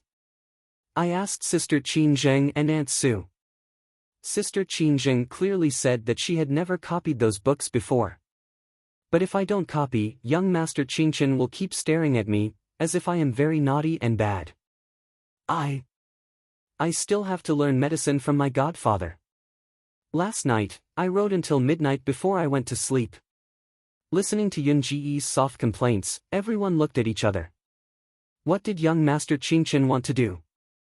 He scared the little girl like this. Seeing Yi Li and others' strange expressions, Yungu quickly comforted them, "Sisterly, don't worry. I am not afraid of young Master Qingchen." "Oh? Why?" Yi Li asked calmly. Yungu said with a happy face, "Godfather told me that after the third and fourth young master's wedding, he will go out to travel. He wants to take me with him. Then we can travel around and help the world. When I come back, I will become the world's most famous doctor." The most important thing was that she would not be forced to copy books by young Master Qingchen every day. Thinking of the unfinished books in her study, Yun Ji's small hands could not help but tremble a few times. Her small lips also pouted with some grievance. Young Master Qingchen was too bad. Sister Qingjing said that she had never copied so many books in her life. She only needed to read and remember. But young Master Qingchen actually said that she was too stupid and had to copy. She clearly already knew how to recite. Yungu hates young Master Qingchen so much. Hua Tianxiang sat on the left and asked curiously while eating. Yungu quickly shook her head and said, "Not really. If only young Master Qingchen was not so fierce. Young Master Qingchen gave me a lot of things and even brought me back to live in his house. He is the best to me just like my father and godfather." Cough cough. Hua Tianxiang and Murong Ting choked at the same time. Mo Wuyu, who was sitting in front of the dressing table, could not help but tilt his neck. Only Yi Li sat calmly and drank tea. What happened to Sister Tianxiang and Sister Ting? Yungu said with some worry. Cough cough, nothing.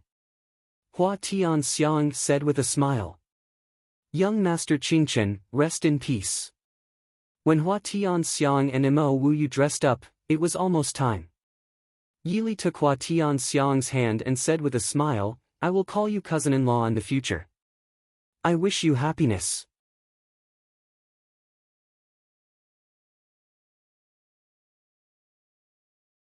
Chapter 1107. Hua Tianxiang blushed and nodded, Thank you." "Silly, what are you thanking me for?" Yi Li smiled, "As long as you are happy and third brother is happy, everything will be fine, right?" Hua Tianxiang nodded, "Yes, everything is in the past. We will all be better in the future." Reporting to Princess Consort, the bridal procession has arrived. The maid outside the door reported. Yi Li nodded and smiled, "I know, come in." She stood up and took the dragon and phoenix veil and personally covered Hua Tianxiang's head. Empress Hua also took the veil and covered Wuyo's head. The matron of honor and the maidservants who had been waiting outside hurriedly came in and carefully led the two brides out. Yi Li turned around and smiled, "All right, let's get ready to go to the Su family and join in the fun. Quickly go back and change your clothes." Because of the relationship between the Prince Ding mansion and the Su family, the wedding was held together. After the brides left, all the guests would go to the Su family to attend the banquet. As a result, everyone was saved from a difficult situation. After all, although the girl who was marrying into the Prince Ding mansion was not Prince Ding's biological sister, she was still marrying from the Prince Ding mansion. No one dared to not go. As a result, wouldn't the Su family have no one to congratulate them? Now that they were being held together, it was convenient for everyone to be more lively. Late at night, the Su family mansion was decorated with lanterns and colored banners, bustling with noise and excitement. The master of ceremonies shouted, "Send them to the bridal chamber." The newlyweds, who had just bowed to heaven and earth, were escorted to the east. When the banquet began, the entire Su family mansion became more lively. The main hall was filled with singing and dancing, and the fragrance of wine permeated the air. Even the two masters of the Su family, who were usually dignified and elegant, couldn't help but drink a few more cups, and their elegant faces became more colorful. The two Madame Su led Qin Jing around the banquet table with smiles on their faces, taking very good care of her. The courtyard outside the main hall was also filled with banquet tables prepared for the guests who were not qualified to sit in the main hall. Although she was sitting outside, the light from the makeup made it seem like it was daytime. Although they couldn't enjoy the singing and dancing inside, the sky outside was filled with colorful fireworks. Furthermore, second young Master Su and fifth young Master Su from the Su family were there to accompany them personally. While the celebration was going on, two people were sitting on the roof of the Su family, leaning against each other. The man's long white hair glowed with a faint silver light under the moonlight. His long white hair and the woman's black hair intertwined with each other in the breeze. Yi Li sat beside Mo Xiaoyao and gently rested her head on his lap. Her eyes seemed to be enjoying the tranquility amidst the hustle and bustle. Mo Xiaoyao's eyes were as gentle as water. He raised his hand and gently touched her slightly red cheeks. He laughed in a low voice and said, "They are getting married. Why is Mr. Li so happy?" Yi Li opened her eyes. There was still a faint smile in her eyes. Just now, she had drunk a few more cups of wine. Her face was more rosy than usual, and her eyes were more smiling. Of course I am happy that third brother and fourth brother are getting married. However, isn't this what I am most happy about? Mo Xiaoyao intimately brushed away the hair by her cheek and asked, "What is it then?" Yi Li smiled and said, "We can finally live our lives happily, right?" Mo Xiaoyao smiled. He lowered his head and pressed his forehead against Yi Li's. He smiled and said, "Yes, we don't have to fight anymore. We don't have to fight in the open or in the dark. In this world, no one will dare to bother us anymore. From now on, we can live whatever life Mr. Li wants." Yi Li nodded and said, "It's good that we don't have to fight anymore. The commoners are very pitiful. Now that the world is at peace, we don't have to do anything. I won't feel guilty. No matter what the world becomes, Mr. Li doesn't need to feel guilty," Mo Xiaoyao said gently. "There is no woman in the world who can do better than Mr. Li." Yi Li smiled and said, "If the world is still in chaos, and I still insist that you give up everything to accompany me, then I will feel guilty." "Yes, that would be unreasonable." Mo Xiaoyao raised his eyebrows and said softly with a smile, "Mr. Li can be unreasonable. No matter what Mr. Li wants, it is always right. Is Mr. Li drunk?" Yi Li leaned against Mo Xiaoyao's chest and shook her head. She closed her eyes sleepily and said, "The way things are now is very good. It will be even better in the future." Mo Xiaoyao gently pulled her into his arms and said, "What is very good?" Yi Li said, "The way things are now is very good. In the future, the rivers are clear and the seas are clear. The four seas are peaceful. When we go out to play, we will see the common people living and working in peace and contentment." Mo Xiaoyao smiled and said, "I know Mr. Li doesn't like to fight. I remember Mr. Li's poem, pitiful white bones piled up in a lonely grave, all for the general's military exploits. I'm not talking about you. I don't know, the rivers are clear and the seas are peaceful. Let's leave this goal to Mr. Mo. Mr. Li, what do you think?"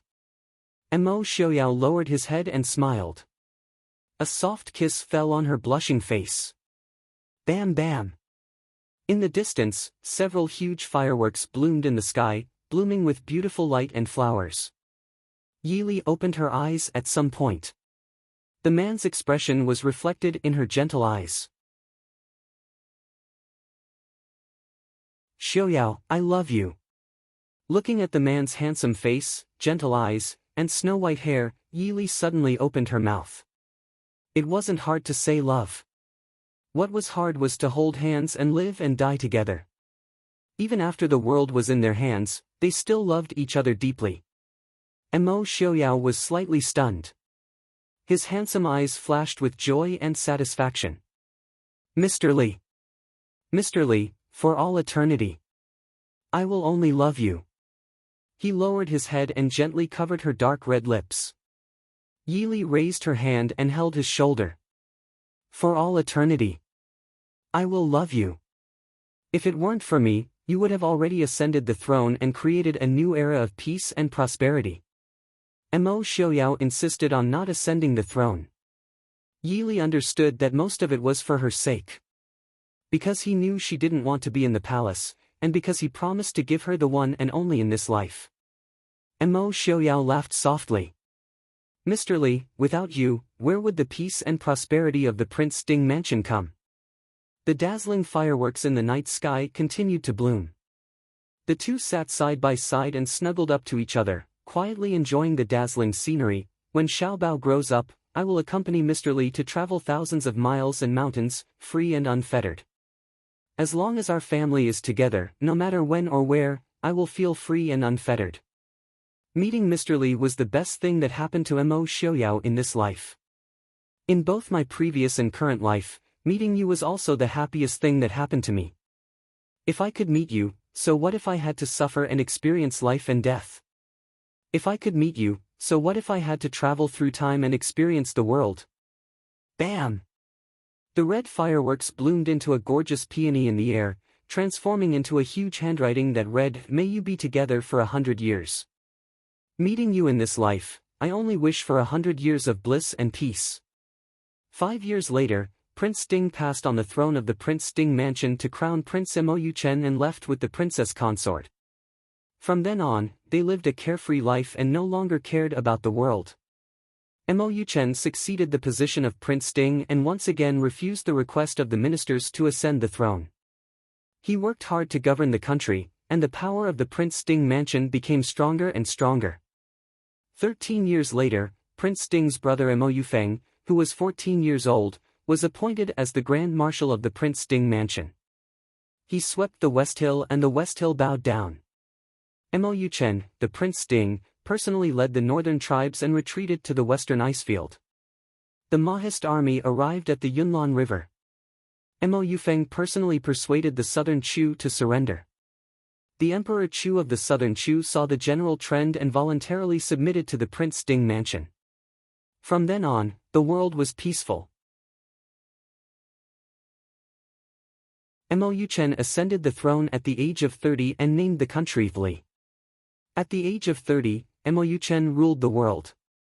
From then on, the world was unified. One of the most powerful dynasties in the history books began. End of text.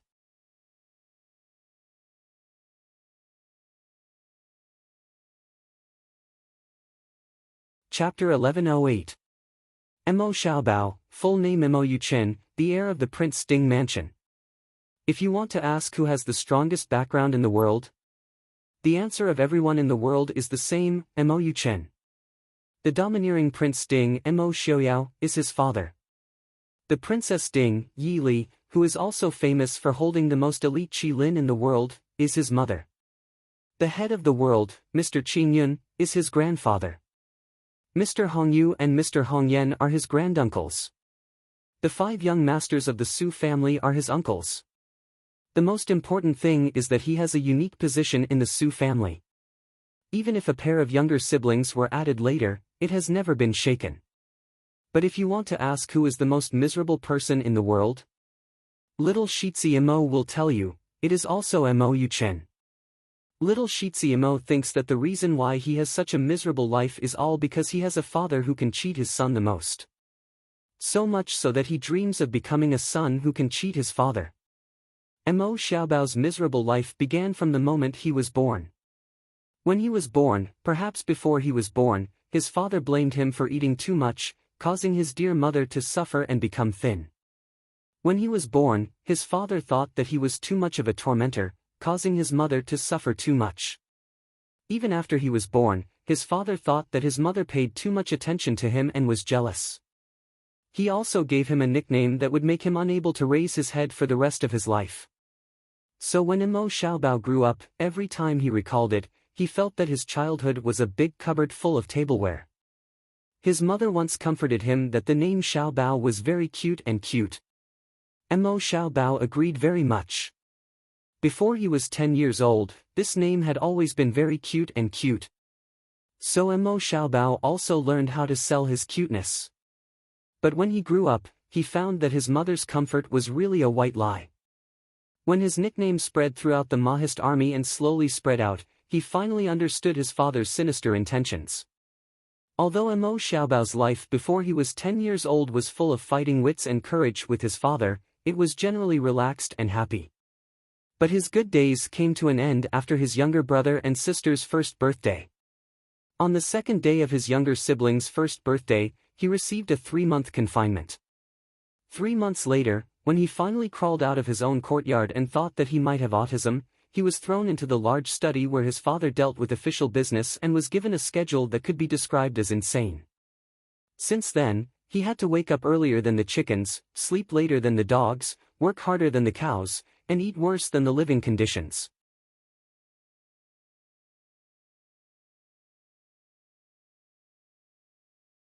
Although there were people who felt that this name was not good for the heir's tall and mighty image, but after seeing the little heir's delicate smile and cute expression, they couldn't help but agree that His Highness Prince Ding was too wise and far-sighted.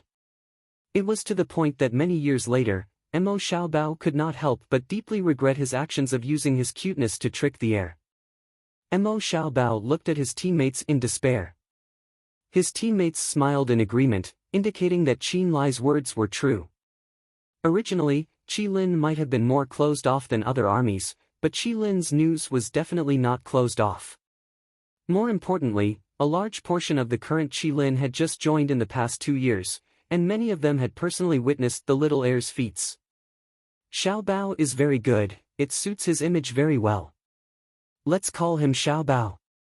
The leader of the group was the first to make the decision. This might be the only chance in his life to mess with the heir, so he had to do it. Although this could very well be the reason why he was continuously enslaved by someone for the rest of his life. Therefore, under the situation of 7-1, Mo Xiaobao was forced to accept the name Xiaobao again with the absolute minority of votes. Because he was temporarily serving Qilin, Qilin's internal members jokingly called him Qilin Xiaobao, Qilin baby. The blow to his name almost made Mo Xiaobao unable to recover. He no longer had the ambition he had when he first joined Qilin. It wasn't that Mo Xiaobao didn't want to do something big, but whenever he thought of hearing countless people call him Xiaobao XX, Xiaobao XXXX, Xiaobao XXXX, he had the urge to hide in the wilderness for the rest of his life. Therefore, after reflecting on the painful experience, Mo Xiaobao finally confirmed that his life was Prince Ding. He wanted to be evil. Be open and aboveboard, be famous for thousands of miles, and be awe-inspiring in the world. He wanted to hide in the dark, be evil, and scheme against people. He wanted the martial arts world to not have his name, but there would definitely be legends about him. He wanted to use his own method to wash away this unglamorous nickname. The consecutive blows finally caused the soft and adorable Mo Xiaobao to turn completely black. Xiaobao! Mo Xiaobao, baby Qilin! Whoosh! An arrow pierced through the air and firmly nailed itself between the legs of a certain team commander who was sitting lazily on the ground. It was only 1 centimeter away from a certain sensitive part.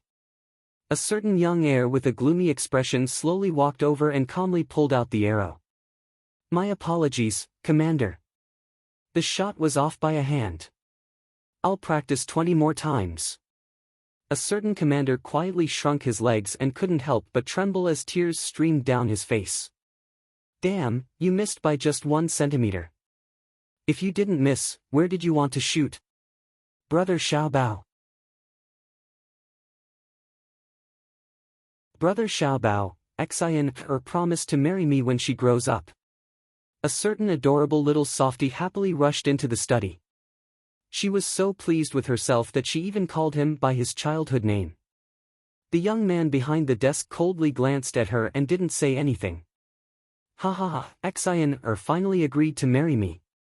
I'm going to tell my parents. I'm going to prepare the betrothal gift. Little Dumpling danced with joy. Give up. You can't afford to marry my sister even if you sell your whole family. The young man mercilessly attacked.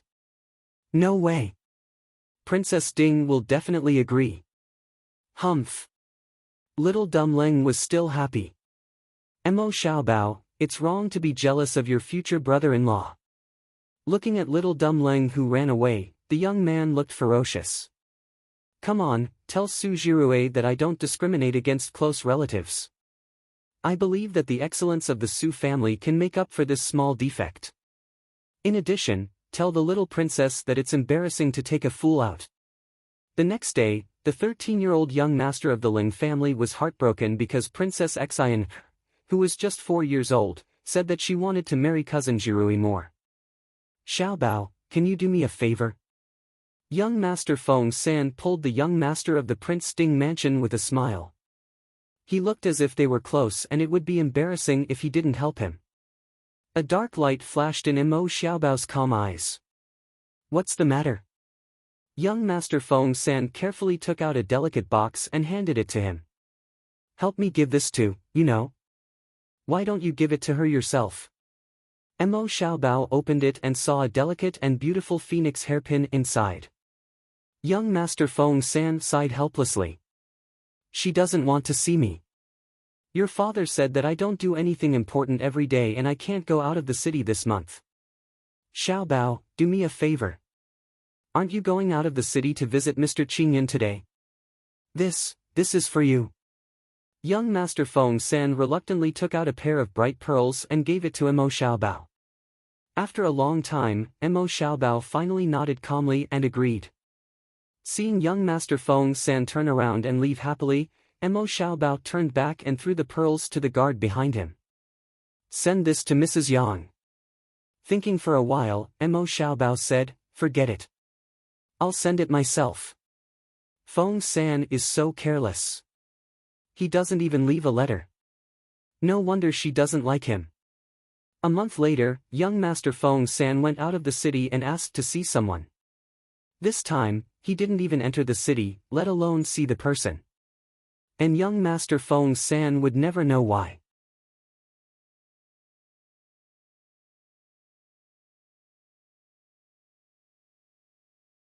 Chapter 1109. Yunge grew up in the mountains with her father. Her mother passed away too early, so she did not have much of an impression of her mother. In her memory, there was only a grave full of grass and flowers. Her father often brought her to the grave to talk to her mother. Yunge thought that her life would continue like that until one day, her father passed away. Before her father passed away, he took care of everything. What Yunge did was to cry and bury her father next to her mother's grave. Then, she knew that no one in this world could accompany her forever. His father had even made plans for his future. So Yunge waited peacefully for the arrival of the person her father said would come to pick her up. But she did not expect that she would wait for 3 years. Although she did not wait for the person her father said would come to pick her up for 3 years, Yunge was not anxious.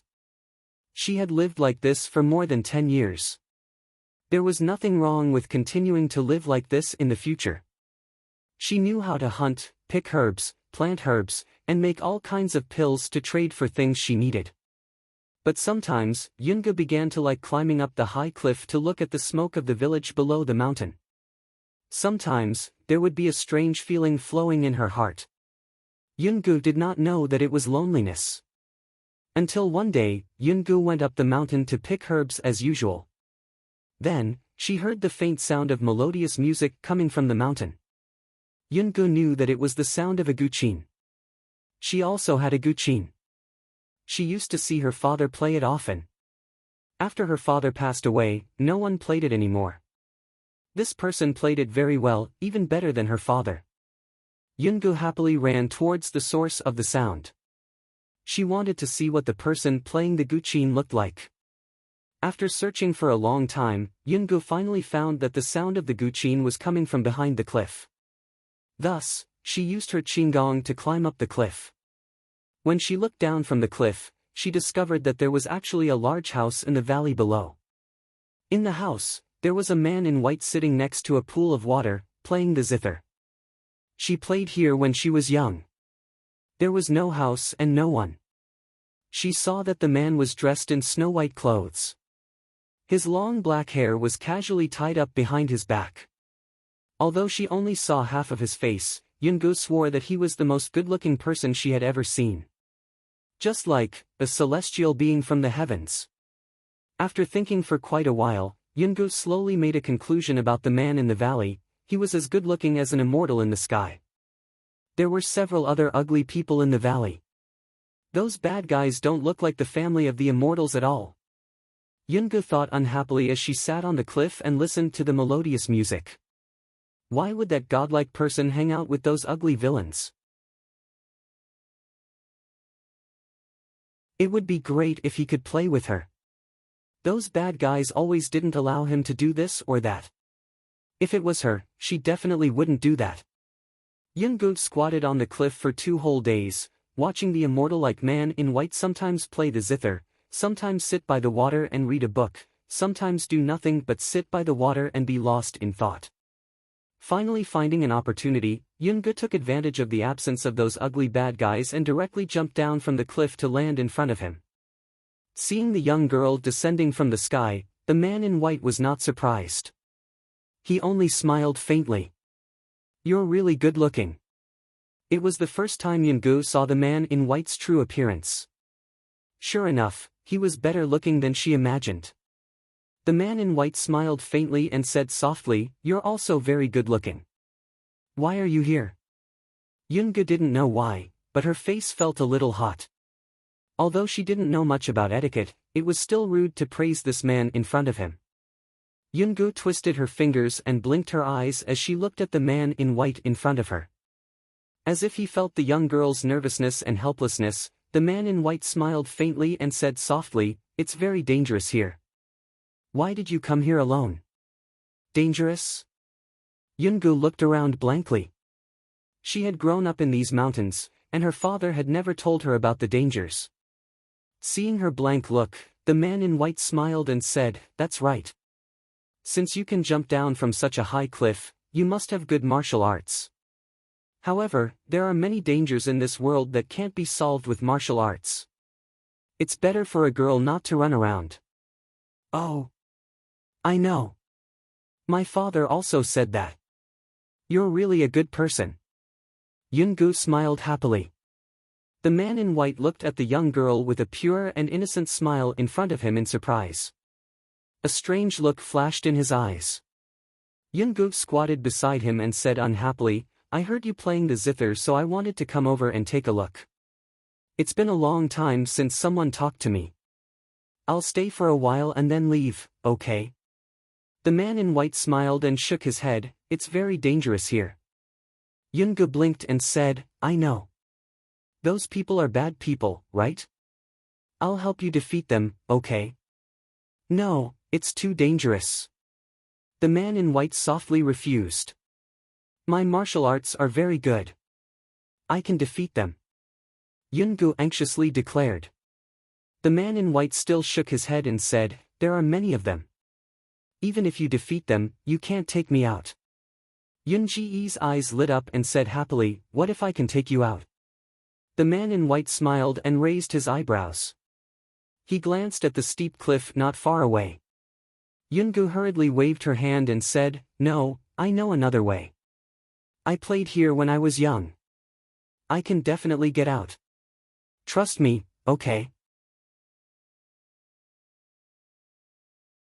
Looking at the young girl's pleading eyes, the man in white suddenly laughed softly. It was as warm and charming as the return of spring. Yungu could not help but be stunned. When she came back to her senses, she raised her hand and patted her head in annoyance. Why did she feel that this godlike brother in front of her was delicious and wanted to take a bite? It must be because she had not played with others for too long. "Okay, I believe you. Then I'll have to trouble you. I'm Su Qingchen. What's your name?" The man in white asked with a smile. "Su Qingchen. Your name is really nice. I'm Shin Yungu." Yunji's eyes lit up and she said with a smile, "Is my name nice?" The man in white, the world-famous young master Qingchen, raised his handsome eyebrows and smiled indifferently. Yungu took out a pill from her bosom and motioned for Su Qingchen to take it. Although he did not know how the young girl in front of him planned to take him out, young master Qingchen for the first time in his life, gave his comfort to a young girl who seemed innocent. After taking the pill, his vision turned black and he quickly fell into darkness. When he finally felt a trace of strange coldness, young Master Ching Chen felt that he did not regret it. Perhaps it was because of the young girl's clear and bright eyes. For the first time, young Master Ching Chen willfully gave his life to a person he had just met. When he woke up again, young Master Ching Chen could not help but smile bitterly.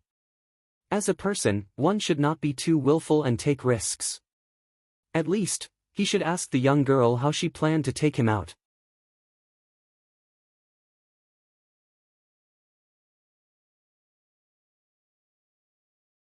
Chapter 11:10. Not only was he uncomfortably wet, the pain coming from his chest and shoulders made him unable to move more than half of his body. The eldest young master of the Su family, who had always been known as the immortal young master, was in such a sorry state for the first time in his life. "Su Qingchen, are you all right?" A somewhat unfamiliar voice came from behind. Su Qingchen turned his head with some difficulty and saw a similarly wet little girl looking at him with a face full of shame. Her bright and beautiful big eyes were full of sparkling tears. Su Qingchen coughed lightly, shook his head and forced a smile. "I'm fine, we're out." You brought me out from the bottom of that pool?" I'm sorry. I was too careless and caused you to be injured."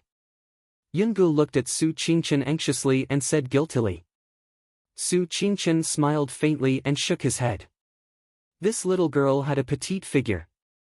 Su Qingchen could imagine how much effort it took to bring out an adult man who was much taller than her from the bottom of the pool.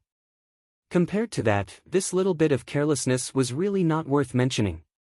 But it was really painful. Young Master Qingchen was not a martial artist and rarely got injured in his life.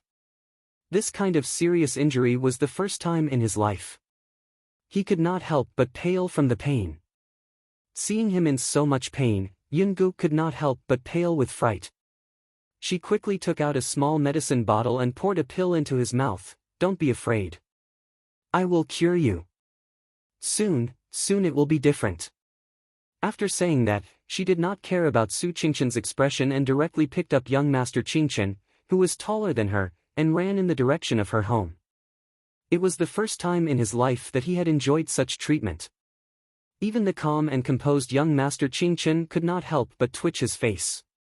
But the pain from his body clearly reminded him that unless he planned to lie here forever, he could only accept the current situation.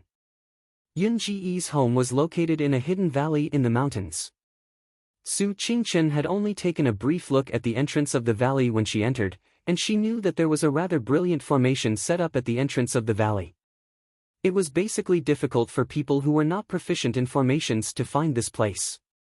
When young Master Qingchen found out that the little girl had been living alone in the valley since her father passed away 3 years ago, he could not help but sigh softly in his heart when he saw the little girl looking at him happily with sparkling eyes. Young Master Qingchen had seen countless people in his life, but this was the first time he had seen such an innocent little girl. It was hard to understand why Yun Ji's father would leave his innocent and young daughter alone in the deep mountains. Although Yun Ji's martial arts were not weak, martial arts could not determine everything in this world. Compared to the high ground of martial arts, the viciousness of the human heart was far more dangerous. Yungu was a very simple girl. She was like a chick that had just hatched, instinctively trusting the first person she saw. After her father passed away, young Master Qingchen was the first person who had a close relationship with Yungu. Therefore, young Master Qingchen naturally became Yun Ji's most trusted person. Hence, after finding out about Yun Ji's father's arrangements, Sir Qingchen had effortlessly persuaded the young lady to leave the valley with him. After confirming that the Mu family had no intention of taking care of Yungu, he naturally brought the young lady back to Glass City. Su Qingchen. The bustling Glass City made Yungu somewhat uncomfortable. Her beautiful little face was filled with uneasiness and worry. And the Su residence that was already in sight made her stop in her tracks. Although Su Qingchen said that the Su family would be her home in the future, no matter how ignorant Yungu was, she still understood that the Su family was Su Qingchen's home and not her own home. She no longer had a home. Don't be afraid. Everyone in our family is very good. They will all like you. Just like Li. Don't you like her very much? Young Master Qing Chen comforted her softly. Sister Li. Speaking of Sister Li, Yun Ji's eyes could not help but brighten. Sister Li was her first good friend other than Su Qingchen. Moreover, Sister Li was very beautiful and gentle. On the way up north, she had heard many people say that Sister Li was the most amazing woman in the world. Not only was she beautiful, her martial arts were good, and she could even lead troops to war. It was a pity that Sister Li had gone to war. She could not follow and cause trouble. Su Qingchen nodded and smiled. Yes, Li is my cousin. We are all family. Could it be that Yungu does not like the Su residence? Then you can also live in the Prince Ding mansion. However, there is no one in the Prince Ding mansion now. If Yungu lives alone. No, I will live in the Su residence. Yungu hurriedly shook her head. Young Master Qing Chen's lips curled into a faint smile. That's good. Let's go.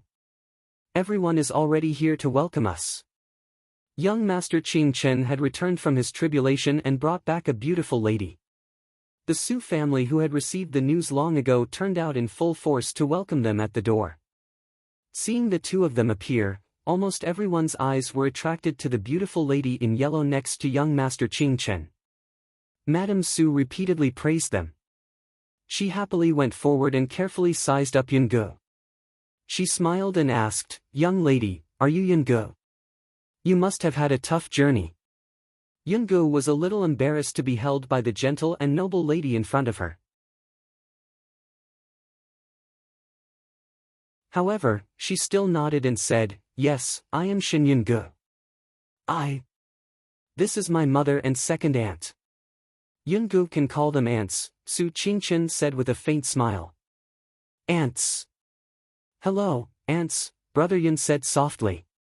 Good child. Madame Su nodded repeatedly. She looked at the young lady in front of her with satisfaction. This was the first time her son had personally brought a lady home. Moreover, she could tell at a glance that this was a good and obedient lady. Even her niece's letter had repeatedly praised her. Madame Su trusted Yi Li's judgment. Seeing Yun Ji's blushing and helpless appearance, Qin Zheng covered her mouth and smiled. Aunts, mother, let's go in first. Sister Yungu must be tired from the journey. Sister Yungu, my name is Qin Zheng. You can call me Sister Zheng. Did Li mention me? Yungu hurriedly nodded. Sister Li said that Sister Zheng is a good person. Thank you, Sister Zheng. Yungu is not tired. My martial arts are very good. Seeing the young lady's honest appearance, everyone could not help but laugh in unison. Second Madame Su pursed her lips and smiled. All right, Zheng is right. Let's go in first. Yungu, just treat the Su family as your own home in the future. Madame Su nodded and said, Your second aunt is right. Just treat this as your own home in the future. Let's go in and rest. My own words. Yun Ji's heart softened. Looking at the smiling people in front of her, she could not help but blink, feeling a little jealous. Yungu, let's go in. Qin Zheng held Yun Ji's hand and smiled softly. Yes, thank you, Sister Zheng. Yungu nodded heavily. Su Qingchen's family was as good as Sister Li. Following Su Qingchen all the way to the north, her uneasy heart finally relaxed. Yungu could not help but give Qin Zheng a bright smile.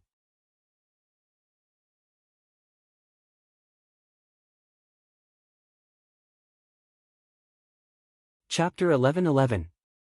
The days of living in the Su family were both happy and uneasy for Yungu. Everyone in the Su family was very easy to get along with. This was a novel and interesting experience for Yungu, who had only been accompanied by her father since she was a child. The two madams of the Su family and Sister Qin Zheng were very concerned about her. Although she needed to learn a lot of things that she had never known, which made her a little depressed that she was so stupid, the two aunts of the Su family and Sister Qin Zheng were not angry and often comforted her. What really made Yungu depressed was that she felt a little afraid of Su Qingchen along the way. Because, most of the people in the Su family were afraid of him. Moreover, Su Qingchen was really fierce. Even if Su Qingchen was sick and weak, and she was a healthy person with strong martial arts, she was still afraid of Su Qingchen. Yungu. Yungu. In the study, Yungu was trying hard to trace the calligraphy left by young Master Qingchen. Hearing Qin Zheng's voice, she raised her head and touched her little face. A black ink stain immediately stained the originally white and beautiful little face, but the owner of the little face was at a loss. Sister Zheng. Qin Zheng stood at the door and looked at the girl sitting behind the desk in a daze. She could not help but cover her mouth and smile. Yungu, what are you doing? Yungu pursed her little mouth and said with some grievance, I'm practicing calligraphy. Qin Zheng walked forward and looked at Yun Ji's handwriting. She smiled and said, Yun Ji's calligraphy has improved. It's very good. Why are you still practicing? Qin Zheng was born in a scholarly family and was once a famous talented woman in the Chu capital. For her to say that Yun Ji's calligraphy was very good, it could be seen that Yun Ji's calligraphy was indeed good. Yungu whispered, Su Qingchen said that practicing calligraphy can hone one's temperament. Her big pitiful eyes blinked at Qin Zheng and almost engraved the words I don't want to write on her face. Looking at Yun Ji's pitiful appearance, Qin Zheng could only sigh helplessly. Although Yungu was occasionally a little naughty, she was also well-behaved and pitiful. Even Madame Su could not bear to see her being so stubborn about young Master Qingchen's words. However, no matter how much Yungu disliked young Master Qingchen's orders, as long as young Master Qingchen gave the order, Yungu would do it without any hesitation. Qin Zheng smiled and wiped the ink stains on Yun Ji's face with a handkerchief. She smiled faintly and said, Yungu is very good. Why do you have to stay in the room every day to hone your temperament? I'm going to look for Ting, and Tian Xiang to go shopping together. Yungu, do you want to come along? Seeing the ink on Qin Zheng's snow-white handkerchief, Yungu knew that she had made a fool of herself. She quickly took the handkerchief from Qin Zheng's hand and wiped it herself. Hearing Qin Zheng's words, Yungu was also very moved, but looking at the half-written words on the table, her delicate little face could not help but fall. If Su Qingchen knew that she ran out halfway, he would definitely punish her twice the amount of gratitude. Her fingers would be broken. Alright, let's go. Sister Zheng will help you talk to Big Brother, okay? Big Brother will always be reasonable. How can a little girl sit at home every day without moving? Qin Zheng smiled and pulled Yungu out. Sister-in-law, where are you going? Just as they left the study room, they bumped into young Master Qingchen. He clearly had a smile that made people feel like they were bathed in the spring breeze, but in Yun Ji's eyes, she was like a mouse that saw a cat and quickly hid behind Qin Zheng. Seeing this situation, although the smile on Su Qingchen's face did not change, his eyes darkened slightly. Qin Zheng did not feel that there was anything wrong with the atmosphere between the two at all. She smiled generously and said, Big Brother, I was just about to look for you. Ting, Tian Xiang and I want to go out for a walk together with Wu Yu. Coincidentally, we also brought Yungu out. She stayed in the residence all day and did not go anywhere. Look at her little face, it's a little haggard. Actually, Yungu was not haggard, but after Qin Zheng said this, Su Qingchen also felt that Yun Ji's smile did not seem to be as bright and beautiful as before she came to Glass City. When she saw him, she also seemed to be avoiding him. Actually, young Master Qingchen was also very wronged. When he was recuperating in the valley, he got along very well with Yungu and Yungu was also very close to him. But after coming out, Yungu became a little afraid of him for no reason. Young Master Qingchen was extremely wise, but he did not understand what he had done to make the little girl so afraid of him. Young Master Qingchen's charm that always succeeded seemed to have lost its effect. No matter how he treated Yungu, she always looked like she was obedient to him. After a moment of silence, Su Qingchen glanced at Yun Ji's big yearning eyes that quietly appeared behind Qin Zheng. He sighed helplessly in his heart and said, "You can't go out today." Yun Ji's originally bright eyes suddenly dimmed. Su Qingchen continued, "Shenyang, Mr. Shenyang is here and wants to see you." "Mr. Shenyang?" Yungu blinked and quickly reacted. "Is it that godly Dr. Shenyang?" Yungu studied medicine and naturally paid special attention to Shenyang, this world-famous godly doctor. Although she knew that Shenyang was in Glass City, ever since she came to the Su family, she had been helping to learn all kinds of etiquette and knowledge. Afterwards, Su Qingchen arranged all kinds of homework for her. She simply did not have the time to sneak out to visit Shenyang. Su Qingchen nodded and asked, "Does Yungu want to see him?" "Of course I want to see him. Why would Mr. Shen personally come to see me?" Yungu hurriedly asked. At the same time, she was somewhat excited and puzzled. Shenyang was the world-famous godly doctor, the #1 doctor of the Prince Ding mansion. She was only an unknown little girl. How did Shenyang know of her? Su Qingchen nodded and said, "Since that is the case, let's go to the reception hall. Princess Changel has also come." In the reception hall, Shenyang was sitting and drinking tea. However, the angry expression on his face did not seem like he had come to pay a visit. Grand Madame Su sat to the side, accompanying him, a faint helplessness on her face. Although Shenyang was only a doctor of the Prince Ding mansion, he had saved Prince Ding's life. Within the Prince Ding mansion and the Mahist army, he was rather famous. Just based on his godly medical skills, the Su family could not be disrespectful. Moreover, this time, the Su family had indeed acted inappropriately. "Teacher, don't scare Yungu." Mo Wuyo, who was sitting next to Shenyang, covered her mouth and smiled faintly. She had seen Yungu several times and was very fond of that adorable girl. It was just that she did not expect Yungu to have a relationship with her teacher. Shenyang lightly snorted, muttering in a low voice about a girl's appearance. Mo Wuyo's pretty face immediately turned crimson, not daring to persuade him any further. "Aunt Su, has godly Dr. Shen really come?" Yungu had just arrived at the door when her voice traveled in. Grand Madame Su smiled and beckoned to her, saying, "Yungu, quickly come over. This is Shenyang, godly Dr. Shen. Quickly come and greet him." Yungu stepped forward and properly saluted. "Yungu greets godly Dr. Shen." Shenyang lowered his eyes and glanced at Yungu, a trace of warmth flashing through his eyes. Only then did he nod and say, "You have learned the rules well." Hearing this, Yungu somewhat shyly lowered her head and said, "It was all taught by Aunt Su and Sister Zheng." Originally, she had felt somewhat bored while learning etiquette. However, now that Shenyang had praised her, she suddenly felt that all the hard work had been worth it.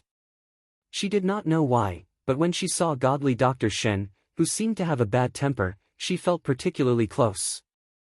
She attributed this to her admiration for Shenyang.